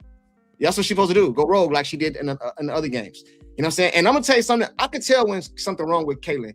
When Kaylin not happy, and Kaylin play her best ball when she happy, bro. When she's free and talking stuff and all that. If you don't see her talking stuff and all that, bro, something wrong, bro. Something wrong, bro. Something wrong. You know what I mean? I believe that Stephanie White, and I've said this multiple times too. I don't think she's a perfect coach for Kaylin, but you can't get up here when Kaylin go for hitting 5 3-pointers in the fourth, sending us into overtime, barely losing against Washington, then coming doing what she did against, I forgot who it was, the Valkyrie in the first game or something like that. And y'all tell me she went rogue, bro. But then when they don't work, y'all tell me what she's supposed to do, bro. It got to be both. Listen, man, it can't be if we lose, you blame everybody else, and we win, it's all CeCe. But both scenarios can be true. Two things can be true. I don't subscribe to Have you seen her? Have you seen her in the last 3 games go rogue? She was reined in. She was reined in. He didn't even. CourtSide, you notice she didn't complain to the refs all game, right? Because of the narratives going out against her. She was quiet, bro. That's crazy. I've never seen her do that, bro. I liked it. I appreciated her not going up on the refs, but to see her like not showcase any type of emotion. Now let me ask you a question, bro. I'm gonna ask you a question. I'm gonna go to Doc, then I'm gonna go up to KTV. We're about to get out of here. Check this out, bro. Let me ask you a question. We play next. Washington. We play next. We play Washington tomorrow. Washington. I'll play Washington. At Washington. Tomorrow. Okay, cool. I want Sean to answer this. Sean, don't die. If Kaylin come out and go for 30 plus, bro, or 25, 10, and 8, damn near triple double, or a bomb game, what are they gonna say? And we win. What are they gonna say, bro? Answer him, Sean. Okay, this is okay. Let's keep it clean. Let's keep it clean. Okay. We have to look at the process over the outcome. How is the process in the game? If the process is not where it needs to be, in terms of the teammates being connected, defensively, offensively, and the game's not really, flowing through CeCe, her utilizing her teammates to the best way possible, because that's when everything flows well. If I don't see the process flowing well, then I don't care what number she has. People are going to complain regardless. So that's my answer. That's my answer. I wasn't asking for you. You've been up here a lot. You one of the main people. You probably a couple y'all always up here. I'm asking you what the panel in the chat gonna say if she come out and do that, bro. Do what? Do what? Have a bomb game, bombs away, shooting. She shimmy and all that shit. What they gonna say, bro? People gonna think what they think, but they gotta look at the game. They gotta look at the game with their eyes. It's the eye test, bro. Like they gotta see the process. Bro, they gonna say she went rogue, bro. If the peanut gallery is here for CeCe, cool. We get that. That's the casuals. But people that really watch the game, bro, like if they're seeing the process and it's not linking up despite her having 30 points, how many shots is she taking? How does she? It's the process. How does she go about doing it? That's what I'm looking for. I got you. Hey, Tone Loke say KTV can sell water to a well. Yeah, KTV, he do got game, bro. I ain't gonna lie. KTV can sell water to a well. I talk slicker than oil grease. Yeah. Tone Loke is an Atlanta Dream. He's an Atlanta Dream fan, bro. You know that he's an Atlanta fan. He don't want us to cook him on like June. If they lose on Juneteenth, that's on them. That's all I got to say. You know what though? Hey, Sean, I did respect him because he was talking a lot of shit. When we won, he did pull back up, so I got to give him that. I'm mad at Tone. I heard that. I was here. I was here. Yep. It was bad. Hey, hey, hold on real quick, Maria. Hey, KTV can sell water to well. Stephanie White and the Fever team might pull up on you, bro. I agree with the pick and roll. Premiums, let them have it on the sum up. Let them have it on the sum. Okay, cool. All right, cool. I'm gonna go to Doc, then we're gonna wrap it up, bro, because I want to get out of here. I got things to do. Hey, Doc, I'm gonna go to you for the next game. We giving our winners for the next game. Yeah, that's what I do in the summer. Wrap up. I'm gonna start with you on the wrap up.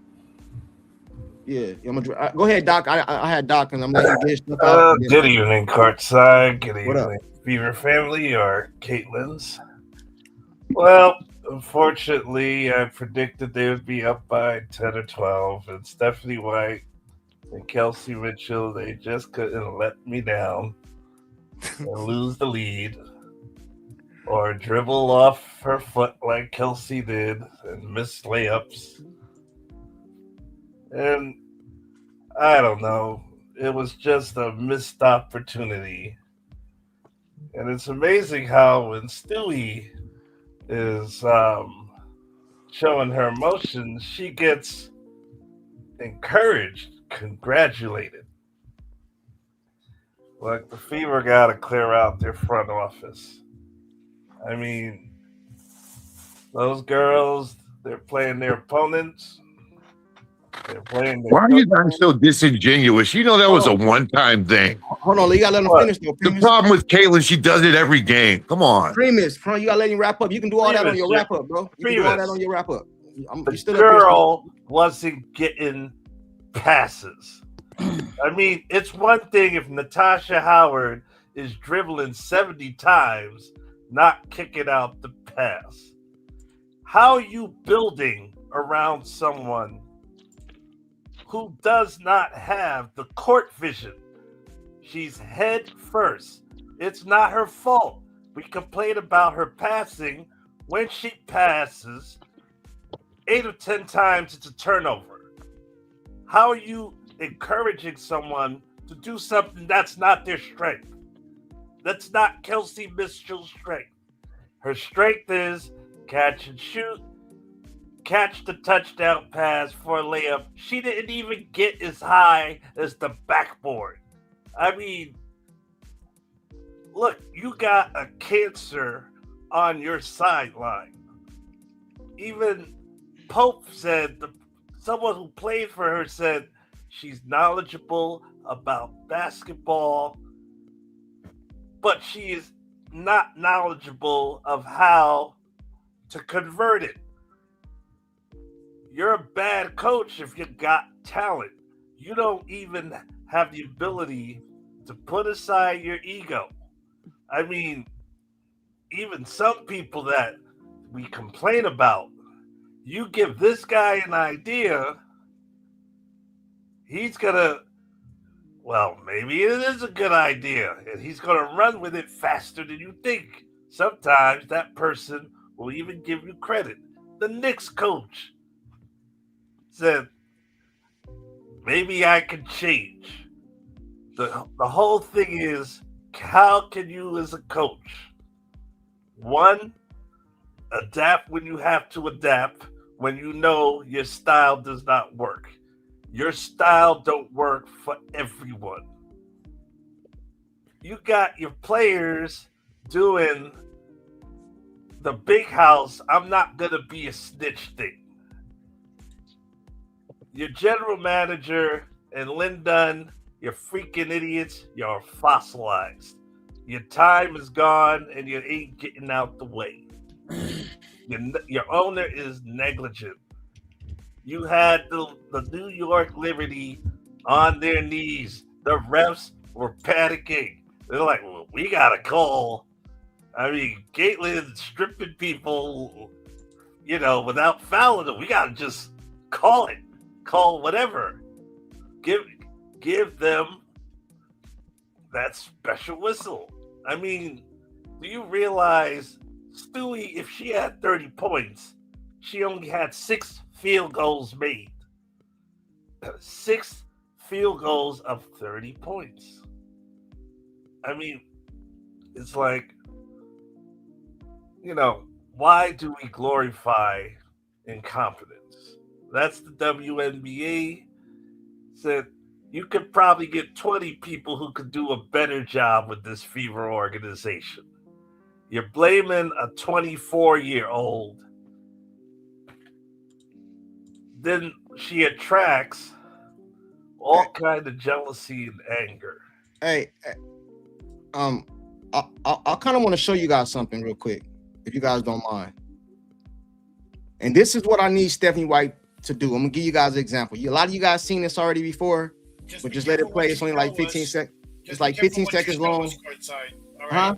Be careful what you're gonna show us, because Louis C.K. got canceled Hey, no. It's only like 15 seconds long, but it's gonna play, and then you guys will understand what I mean by it. I'm not gonna have to say nothing. And this is what I don't like about Stephanie White. She's stubborn, right? So, right here, right? So I'm gonna let this play.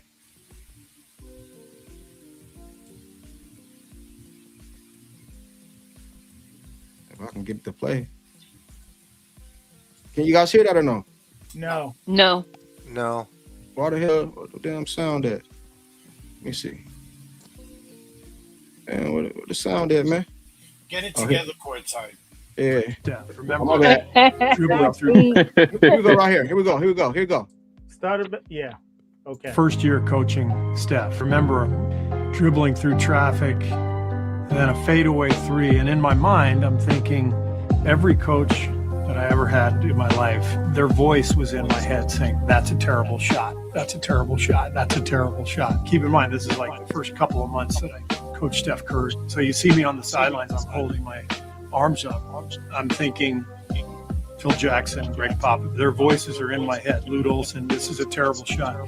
What I eventually figured out is that it's a great shot because it's Steph Curry. The numbers don't lie. All right. So my point in saying that is Steve Kerr, like, that's a bad shot, man. But it's Steph Curry. You know what I'm saying? So my point with Stephanie White is you have to adjust, man. He didn't want to do that with Steph Curry. You got to adjust, bro. You got to stop being so damn stubborn. That's what I blame her for, bro. Stubbornness. This girl different. You got to allow her to play within her situation, her skill set is what I mean. Do you understand what I'm saying? Yeah. Is it the coach? Yeah. Listen, is it the coach or is it, like I said earlier, the machine? Nah, bro, she got to stop being so stubborn, bro. He didn't like the shot. He didn't like it. He said it. I didn't like the way he played. Like, he didn't like it. But then I have to realize. I remember Pat Riley went from a Lakers team, which was deeply talented. He got a New York team that didn't have hardly any of that talent. He created Patrick Ewing and a Detroit Pistons team that can't shoot, but their defense is on steroids. And my point was, bro, I'm not, the people in the chat saying she ain't Steph Curry. I'm not saying she shoot like Steph Curry. You missing my whole damn point, man. You know what I'm saying? What I'm saying I is, hear you, CourtSide. I hear you. Can I jump in, please? Like, that's what I wanted to say. You got to stop with this Steph Curry, Michael Jordan, LeBron. You got to start using like Zion Williams or something. Bro, stop hating, bro. You missing my whole point. This is so you bad. missing my whole point, bro. I'm not saying she's Steph Curry. I'm saying the coach had to adjust to his game. This is a player. That's all I'm saying, bro. That's all he was saying. That's the sentiment. But as per usual, premise is like jumping down people's throats. Come on, bro. That's not what I was saying. But anyway, we're about to do the wrap up. I'm gonna start up top with Drizzy, bro. And the wrap up, we just talk about, summarize your theme for everything we talked about, and then the prediction of next game. I know you want us to lose, but are we gonna lose? I mean, at the end of the day, I want to see Caitlin Clark play her brand of basketball. Right. And if she's going to be relegated to being some cog in a system, I'm not rooting for them. And ultimately, I'm not rooting for Stephanie White to keep her job. I'm rooting for change. Whether it's Caitlin Clark being moved, I'm not claiming to know the logistics of a trade and the ballot. I don't care how it got to happen. Either she gets moved or the front office is gone. And the only way that's going to happen is if they lose games. But I don't mind them winning if they're going to start playing Caitlin Clark style of basketball. That's my premise as far as the game tomorrow. And you already know, man, I'm right. Look, I can't help it, man. Indiana jersey. I can't help it. Caitlin Clark is on the Indiana Fever. Damn all of that. Throw it in the trash. If y'all gonna play Stephanie White's system, go Mystics, go. I hope Caitlin Clark gets to play her game and score 30. If Caitlin Clark don't get to play her game, just like and it's gonna be the Kelsey Mitchell show. Put the Indiana Fever in the trash, let them lose, and let us keep bombing. That's how I feel. Hey, Maria, it's on you, Maria. I always do the All ladies right. first. So, thank you. So, before I shoot, here's my Advil. Before I go any further, I want to say, like there's a lot of talk going around about trades and stuff, blah, blah, blah. That's not what I'm going by. I am watching people's words and actions that are closely involved with this team, front office, coach, all that crap. Then, I also wanted to mention, I think that yesterday or the game where CC looked like she checked out, and I'm going to be the first one to say I don't like saying this, but it is true. Because I wouldn't want her doing this, but I think she also checked out because the players were blowing her assists. I think there was like 5 or 6 assists that these players just missed. Just missed. I mean, I would be frustrated too, but I'm not going to excuse her shutting down for that. But that's routine, though. They always miss a lot of assists. Oh, but this was bad. Sorry. It was bad. But anyways, I can't. I don't know about tomorrow's game because it can go either way.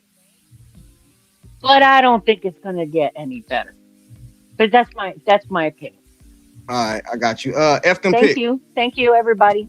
Hey, Private, I always go to you last, bro. I don't want you to think I'm skipping you. Hey, No, I understand. Efton Pick, unless you want to go. No. Okay, Efton Pick's on you. Yeah, I want to let everyone know that there's, if you're not aware, which I'm sure you all are, but there's 15 teams this year, and a 500 record might not even get the Fever into the playoffs. Correct. So a lot more these games count for a lot more than they did last year. I think the bottom team is going to be like a win or 2 over 500, something like that. Maybe even 4 wins over 500. So the Fever better figure something out, whether that's, Stephanie White changing her, handing the reins over to Caitlin and trying that. If she'd be willing to do that, the fans would love it at least. They got to try something because what they're doing right now is not working, and that's agreed. The players are listening to White, like what's going on. Like you can't just put your players on islands, and that doesn't. And I'm not just talking about Clark. You can't do it for any of the players. Like they got to close off these passing lanes. Like it's bad. We're letting them just go right to the paint every time, draw fouls, and those fouls were legit against Stewie. Like she was getting fouled. True. But if there's no help, Stewie can just drive on in. Like they were not shooting well from 3. They made 2 3-pointers all night, and we decided to go no help defense in the last 5 minutes of the game. Like, come on, man, that's terrible coaching. Hey, so as far as go ahead. I want to say this real quick. I want to cut you off, but I want to say something. I agree with the you said there were fouls, but I don't even care that they called the fouls against Stewie. Just call the same thing on the other end. Because on a couple of those, Kelsey did make her and one. She got hit across the head. They ain't call it down there. So if you ain't gonna call it down there, don't call it down there. And then officiate the game the same across the board. That's not how they was officiating. I can't disagree with that. That's not how they was officiating in the first half. Stewie always gets a good. Stewie has the second best whistle in the league behind Deja. Right, but they wasn't calling out like that in the second half. First half, no one would disagree with that. That's all I want to say. But go ahead, Efton Pick. My bad. I didn't mean to interrupt. As far as the game, the next game, the Mystics game, right? Maria, are we gonna see the defense that they played against the Atlanta Dream? And are we gonna see the 2024 offense? Because that's what they need to do. Realistically, that's the best offense in the league, the 2024 offense. They have better personnel to actually run that offense. And the defense from the Atlanta game, like if they can somehow mesh that together, they can come out of this and get out of this right, and these fans won't be tearing them apart. Right. But as far as like a lot of people up here, you're like some of Pete's takes, and Pete, I don't mean to call you out, man. That's okay. But, No, go ahead. You know, like this, it's normal fandom for like take the Dallas Cowboys fans against the Philadelphia Eagles. Tread lightly. Hey, Tread man, lightly. I'm giving an example. You can do this in any sport, any rival team, in any other sport. It's normal. And Pete, I'm sorry, you were acting like it's the end of the world that we're so delicate. I mean, hold on. Brent, somebody going off. I got a lot of background, bro. Go ahead. Pete was acting like it's not a normal thing in fandom for fans to act like this. This is normal, guys. It's just not normal for the WNBA, and they're not used to it yet. The only way that they will get used to it is if this keeps happening. Right. Like KTV said, the fans are never going to be quiet. They're always gonna come out and they're always gonna say their frustrations with whatever team they're a fan of. It's only heard louder because it's Indiana. You don't think when the New York Liberty lose that their fans aren't complaining about something? You don't think when it's just not heard by the masses. Like the whole league doesn't hear it.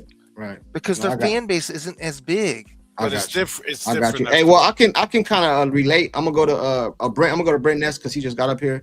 Hey, I can kind of relate to what Efton Pick said because he brought up the Dallas Cowboys, and everybody know I'm a huge Dallas Cowboy fan. I yelled fire Jason Garrett for years, but it was after like 10, 8 seasons. It was 8. I wanted him gone, bro. I didn't care. Yeah, get Jason Garrett out of here, bro. You know what I mean? But it was after the same thing over and over and over. You know what I'm saying? So and another thing, CourtSide. That long, man, you really got like a grace period. You got a long grace period with people, bro. No. See,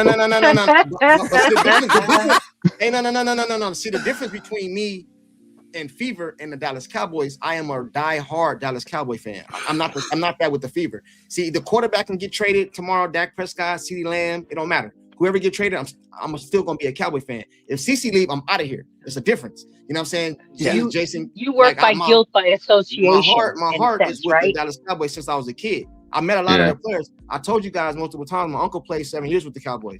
So my whole family is Cowboy fans, bro. We used to go to the game, all that. You know what I'm saying? So I can't do that with the Cowboys, bro. You know what I mean? I've been through turmoil since like the 90s, bro, the early 90s.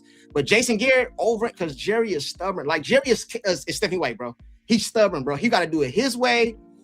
Jerry Jones would rather lose than win a different way.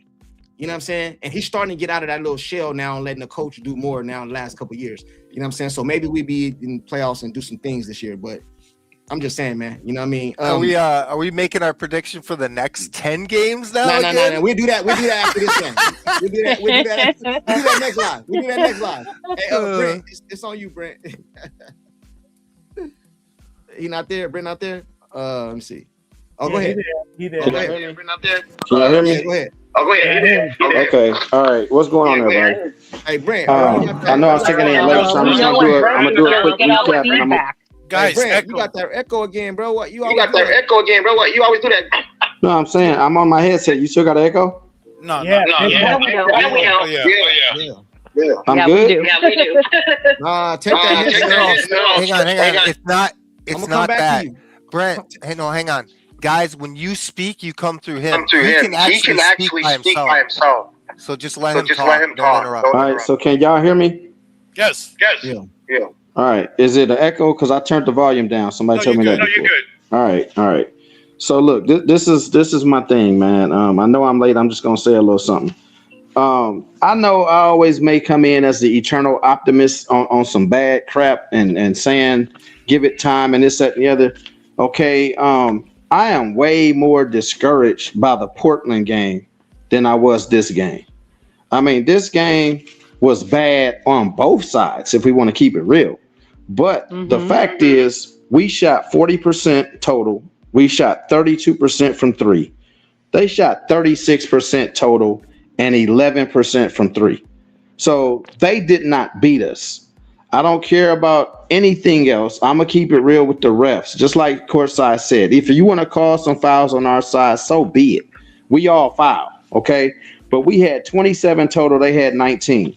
And the 27, the disparity came all from the third quarter at the 2:22 mark when we were up 57-45. They ended that quarter with 5 free throws and 2 shots to cut it to 3.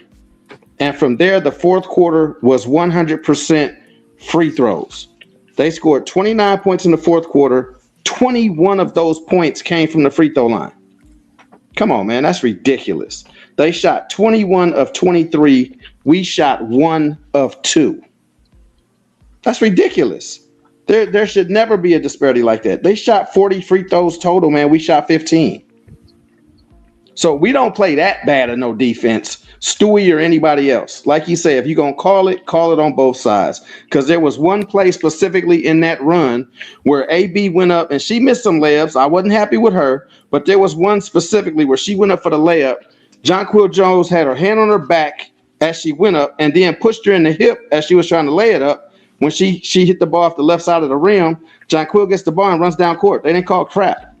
So there was plenty of calls the refs could have called against them that they just did not. And I didn't understand that because the meltdown did start legitimately, okay?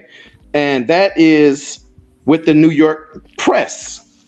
They were pressing the crap out of us. And that's where I keep saying whether Stephanie White offense sucks or not, I don't even care. But everything can't just be CC take the ball, roll it out, and go do CC. Because if they break up that flow, then what do? We have got to have a system that a trap comes, you know what to do. Y'all go here, you go there. It's just like football. You don't just roll out the football and say, man, we got the best quarterback in the game. Go do it. You still got to have routes. You got to have some sense of order in the chaos. And if you don't have a system, you're not going to be able to do that because what do you revert back to? And then the other thing is we have seen, whether we like it or not, CC has had like 5 fouls, 4 fouls, and 5 fouls. So what happens, Lord forbid, she fouls out? We just stop playing because our system is gone? She can't be the only system. She can be a system by all means, but she cannot be the only system because if anything happens to her, you might as well cancel Christmas, season over. And that's not what it should be. So if we don't like her system, I'm cool with that. I'm not complaining. I don't care what coach we have, but I'm saying it can't just be all CC. No player plays 40 minutes a game every game. It's just not reality. But if y'all want that to be the system, then you can't complain when she goes out and they lose the lead. Why? Because the system is on the bench. What do you expect to see but chaos if the system is on the bench? Right. So that's what I'm saying. We have to have a system to get through moments like that. That's why we lost the game. We could not handle their press, and then they shot 40 free throws. Right. I got so it. just as good as we looked against Atlanta is not as bad as we looked against Portland. But that game, I mean, if everybody gonna shoot 40 free throws against us, we ain't winning again. So I don't see that happening, man. As far as next game, I got us beating Washington point blank. I say by 10. I just throw it out there. That's that. I say by 5. But go ahead. Hey, I'm gonna go to Primus next. All right. People have no perspective from Caitlin Clark outside of her being the entire system, and I think that's the problem because, Indiana Fever didn't draft Iowa style basketball player. They drafted Caitlin Clark, point guard from Iowa. So saying that to mean, she's going to have to, wherever she goes, she stays at Indiana, she's going to have to just be a point guard. Like all this overloading that people demand of her, of being the entire system. Like, I think Stephanie White believes we don't have to play that way to win. You know what I mean? Like, people want to be entertained that way. And I think that's where the conflict lies. And she, like I said, I give people credit. She has a tough job having to balance that. You know what I mean? Having let Caitlin do her and also run this team,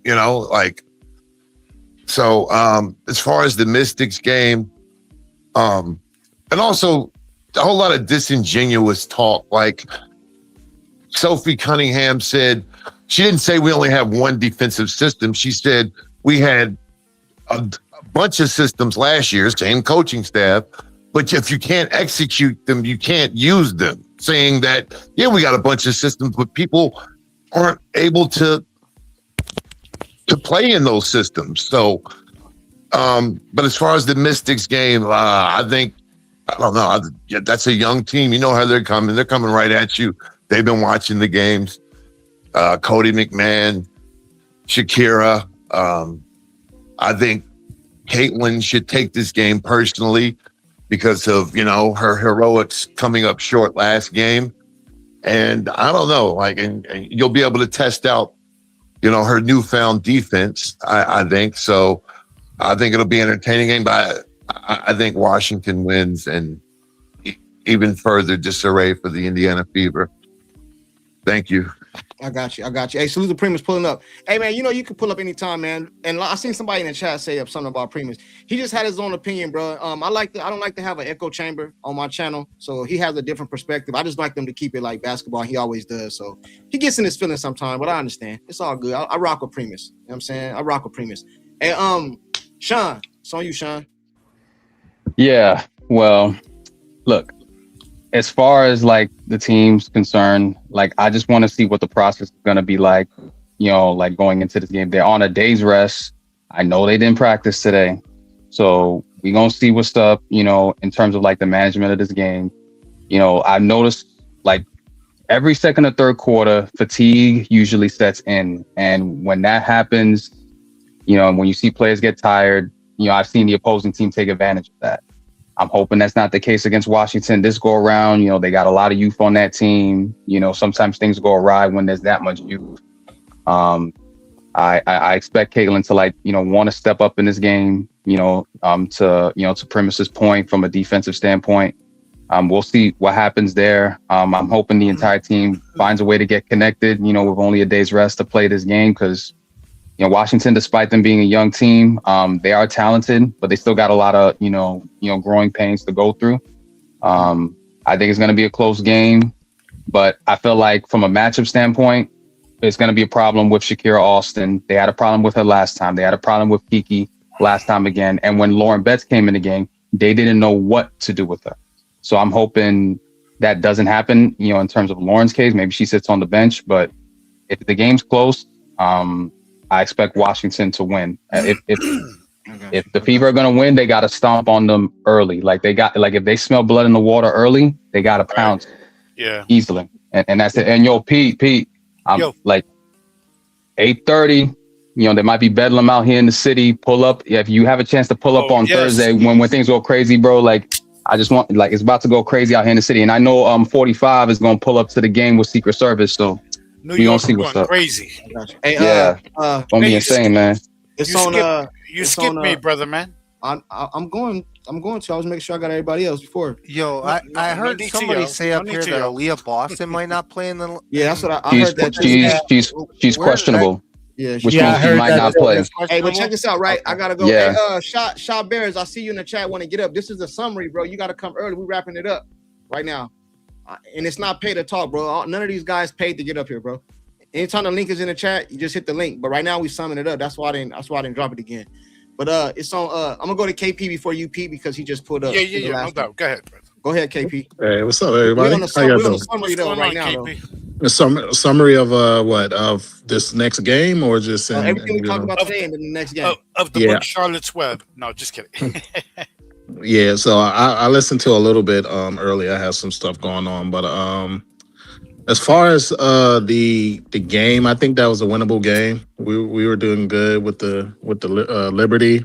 I'm tired of people just always blaming the coach. Like, when are we going to blame the players? Sometimes, like I think Brent said it. Like the shooting was horrible. Like there was shots that, and I'm not even talking about 3-pointers or long twos. I'm talking about there was layups that was missed. There was mental lapses. So when are we going to put it on let's be real. When are we going to put it on CC?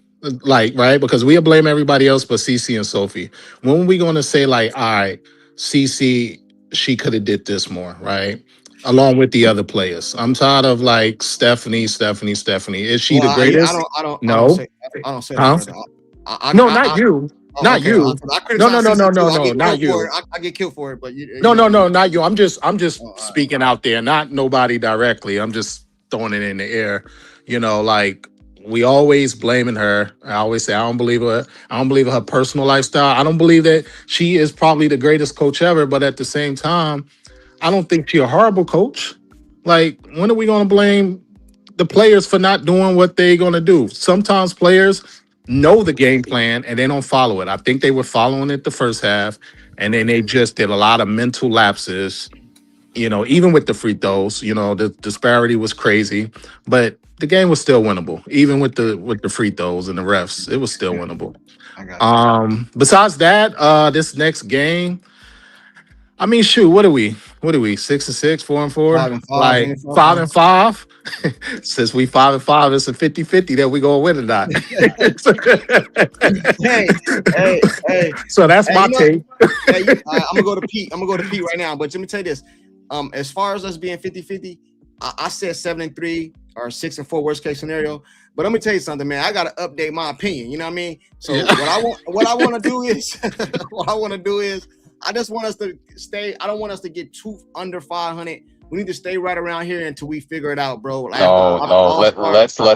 go under 500. I want to see something. Let's get some. No, we need chaos. We need to see something. Yeah, I need 5 games under 500. Don't please. listen to Drizzy, bro. Stop. Don't see. That's No, let's let it happen.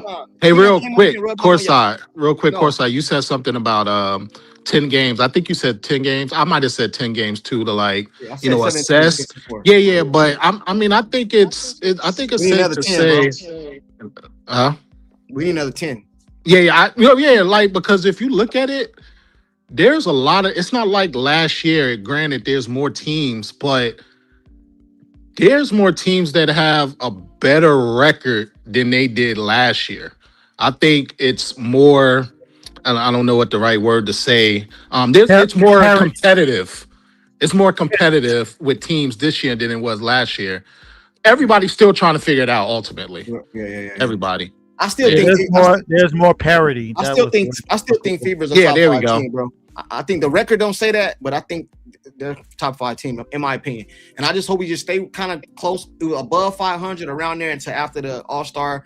You know what I mean? I'm gonna treat it like the NBA. You know how they say the game don't start after the season don't start after All-Stars in the NBA?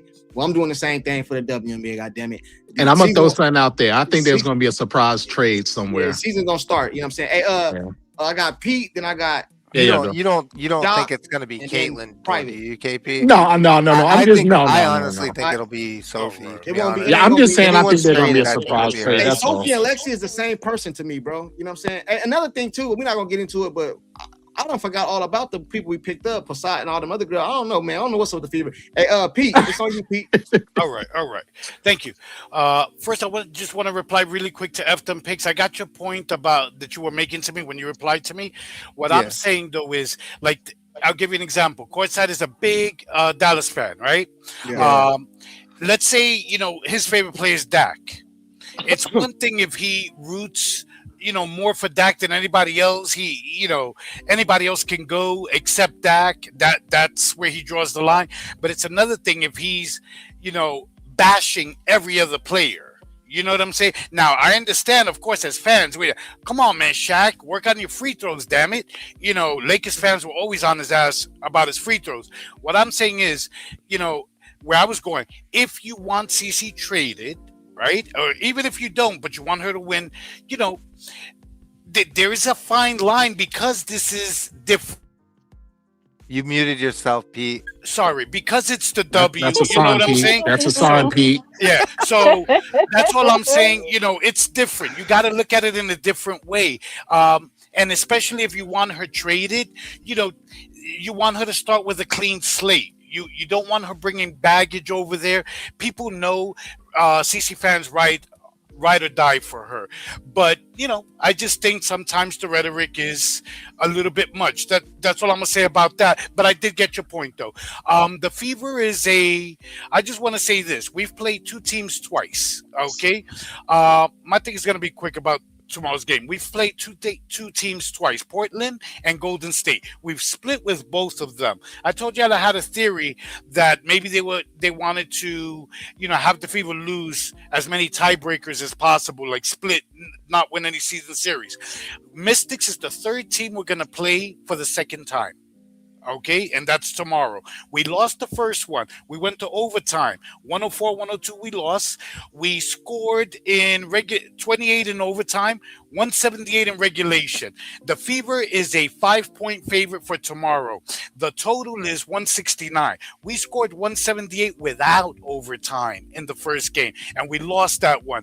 So what I'm betting tomorrow, and I'm doing this bet at a parlay just to test my theory. I'm taking the Fever -5 on the point spread, plus depending on how much they are on the money line. But I'm taking them -5 plus the over 169 because I think the total is so low because Boston is probable she might not play, but I don't think Boston makes that big a difference in the totals line. So I think the game still goes over 169 even if she doesn't play. Because it's not like Boston is averaging 20-25 points. So I'm taking the Fever -5 and the over. That's all I got. I got you. So you think it's going to be like a 90 to 85 game somewhere in there? Yeah, yeah. Even if it squeaks over, I think it's going over. I think we beat the Mystics. Hey, Doc, it's on you, Doc. All right. Then private, then we out of here. Mystics by 5. Mystics have a point guard problem, but you have to have Clark take advantage of that. I think they'll have about an 18 or a 10-point lead. The problem is Christy's side said she wanted to find it better and leave it better than she found it. White arrived, you broke what was already done. Fix it. Lynn Dunn, fix it. All you idiot women, fix it. We can't enough of blaming the teammates because White, like people like you come in with your ego and your divisiveness. Fix it. First game, we lose by 2. I said, if you keep going in the right direction, I'm not going to bash you. We're already at 5-5, and you have done the White modus operandi. You're a bad coach for a good team. These girls are boxing out. I saw that the last 2 games. But you're turning everybody into Thurman Thomas playing the Dallas Cowboys. A Super Bowl almost MVP against the Giants. Fumbling 5, 6, 7 times. You're messing with people's heads. And the idiots who enable you make it worse. And the thing is, it won't even look as bad as people think it is because the coach is going to do something stupid. So like I say, I hope I'm wrong with Mystics by 5 and the Fever win. There you go. I'm telling you now, you're wrong. Hey, he sounded so confident. Hey, private nobody. Hey, no, you know what? Because I noticed whatever Doc says, I go the other way and I'm usually right. CourtSide's always the ultimate optimist. Even when something's going bad, he's the ultimate optimist. Man. I got 2 words for you, I ain't CourtSide. gonna root for him to lose. I can't fix do that. it. Just fix it. I think we're gonna fix it, bro. Because I think we did the same thing with Chrissy Size half the season, so we good. We're not too far behind. We're not out of it already, bro. We still there. It's a lot of teams that's got some losing to do. It's okay. You know what I mean? Hey, real quick, what was our record? What was our record the first 10 last year? 8-2. Did anybody know? 8-2. I think it was 1-9. Actually, 1-9. I know the year before was bad. What about last year? I'm thinking 2024. It was 8-2. Oh, you last year? 8-2. Last year, I don't know. It wasn't. I'm just curious. I'm just curious. But my bad. I don't remember. Hey, private. You got your notes ready? Yeah. They're all over the place, but I'm gonna try to make it quick because most of the things have been covered already, so I don't want to repeat that. But I just want to focus in on the thing several people touched on regarding Caitlin Clark and the extremism, both ways. All Caitlin the whole time on the ball, I debunked that because she's never done that. If anybody saw her at Iowa, she played off the ball. They did have half-court sets, so she's familiar with that. And those that say no, she should be more off the ball, etc. That's going to one extreme to the other. There is a happy medium. And I'm going to follow up on Doc. That's for Stephanie White and the crew to fix it. Because the statistics show, and this is no opinion, this is fact, the team runs better under Clark and produces more for the team, not just her, the team, than Stephanie White's way. There's no dispute there. There's no argument. So that should be taken into consideration by Stephanie White and the crew. And like Doc said, fix it. Under Stephanie White, there's actually no system, because this is something I believe Primus had brought up, about the system. There is no real system. She has stated out of her own mouth that her system, there is no real point guard. And I said early on, without a leader on the court, it runs into confusion. And that's all we see in this so-called system, confusion. You need to be spearheaded by someone on the sidelines and on the court. All great teams had good point guards. Everybody wasn't a point guard on the team. Okay, because currently, the way it's done now, CC is a third or fourth option. She had not one play ran for her the last game. Not one.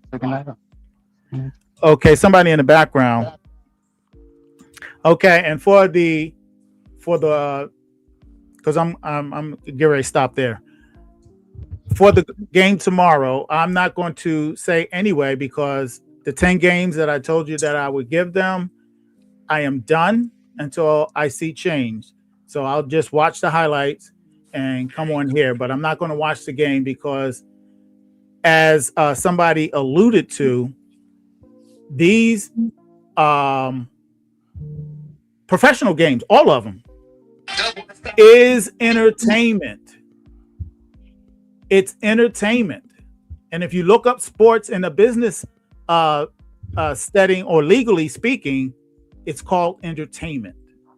So people have a right to be entertained by whatever they choose to be entertained by. And if you're not entertained, then they have the right to step away until things change. And that's the option I'm taking right now. So I'm not watching tomorrow's game, so I'm not even going to predict. And I'll stop right there. Hey, somebody in this chat said I should get some stuff to say fix it. I might do that. Appreciate it. Giving me that idea. But I'm gonna do this, man. I think we're gonna beat the Mystics, but if we don't, I'm gonna give somebody a whole package. I'm gonna send somebody a whole package, man. I'll let the chat choose who gets it, man. I'm gonna send somebody a whole package, man. Free of charge, man. You know what I'm saying? Hey, CourtSide, can I say something real quick? I ain't gonna say nothing long. I'm just gonna answer a question. Seriously. Last year at this time, we were 5-5. Yeah, we had lost to Atlanta twice. We had beat New York once. We had lost to New York once. Yep. We had lost to Atlanta twice. Beat Atlanta once. So it's looking actually similar, if you want to be honest.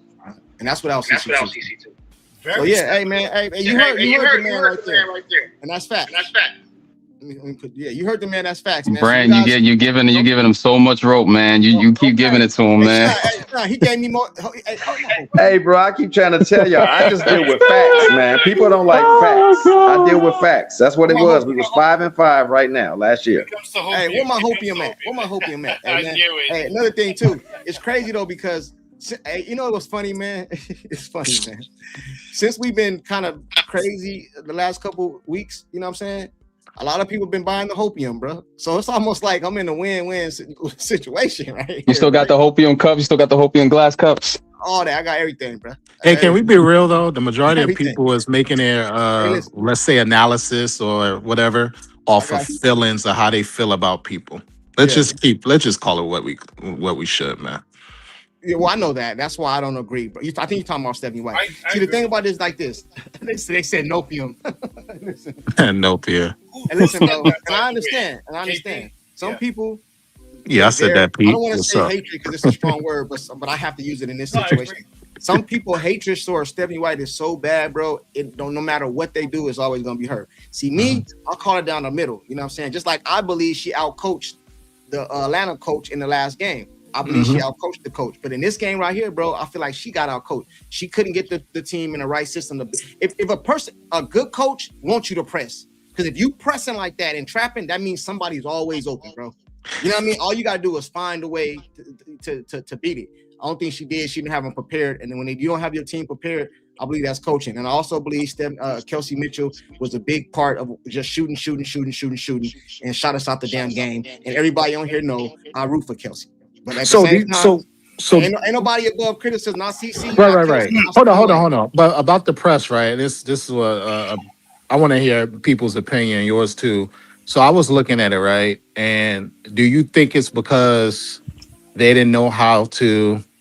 Well, I know the outcome was the outcome, but they were in the right spots, bro, right? To pass it. They was holding the ball. I'm gonna tell y'all something that my daughter told me. I always say my daughter play ball, right?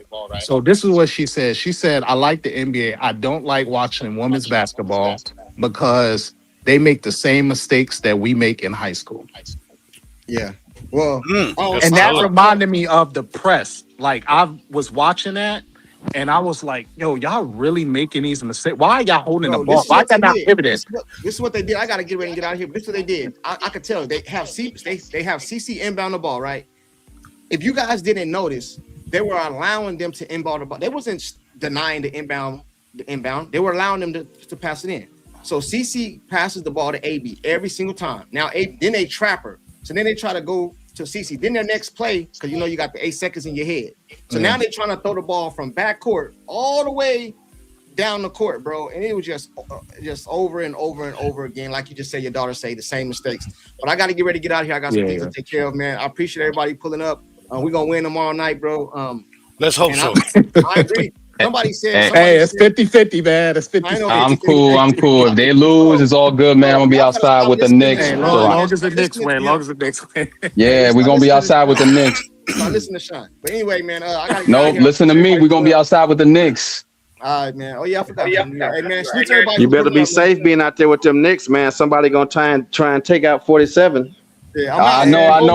So I heard secret say I know they're gonna be there. Hey, no. We ain't getting into all that. I gotta go. I want to be rude, but I gotta go, man. I hope the Knicks win. All right. With y'all. Thank you, CourtSide. Good night, everybody. Good night.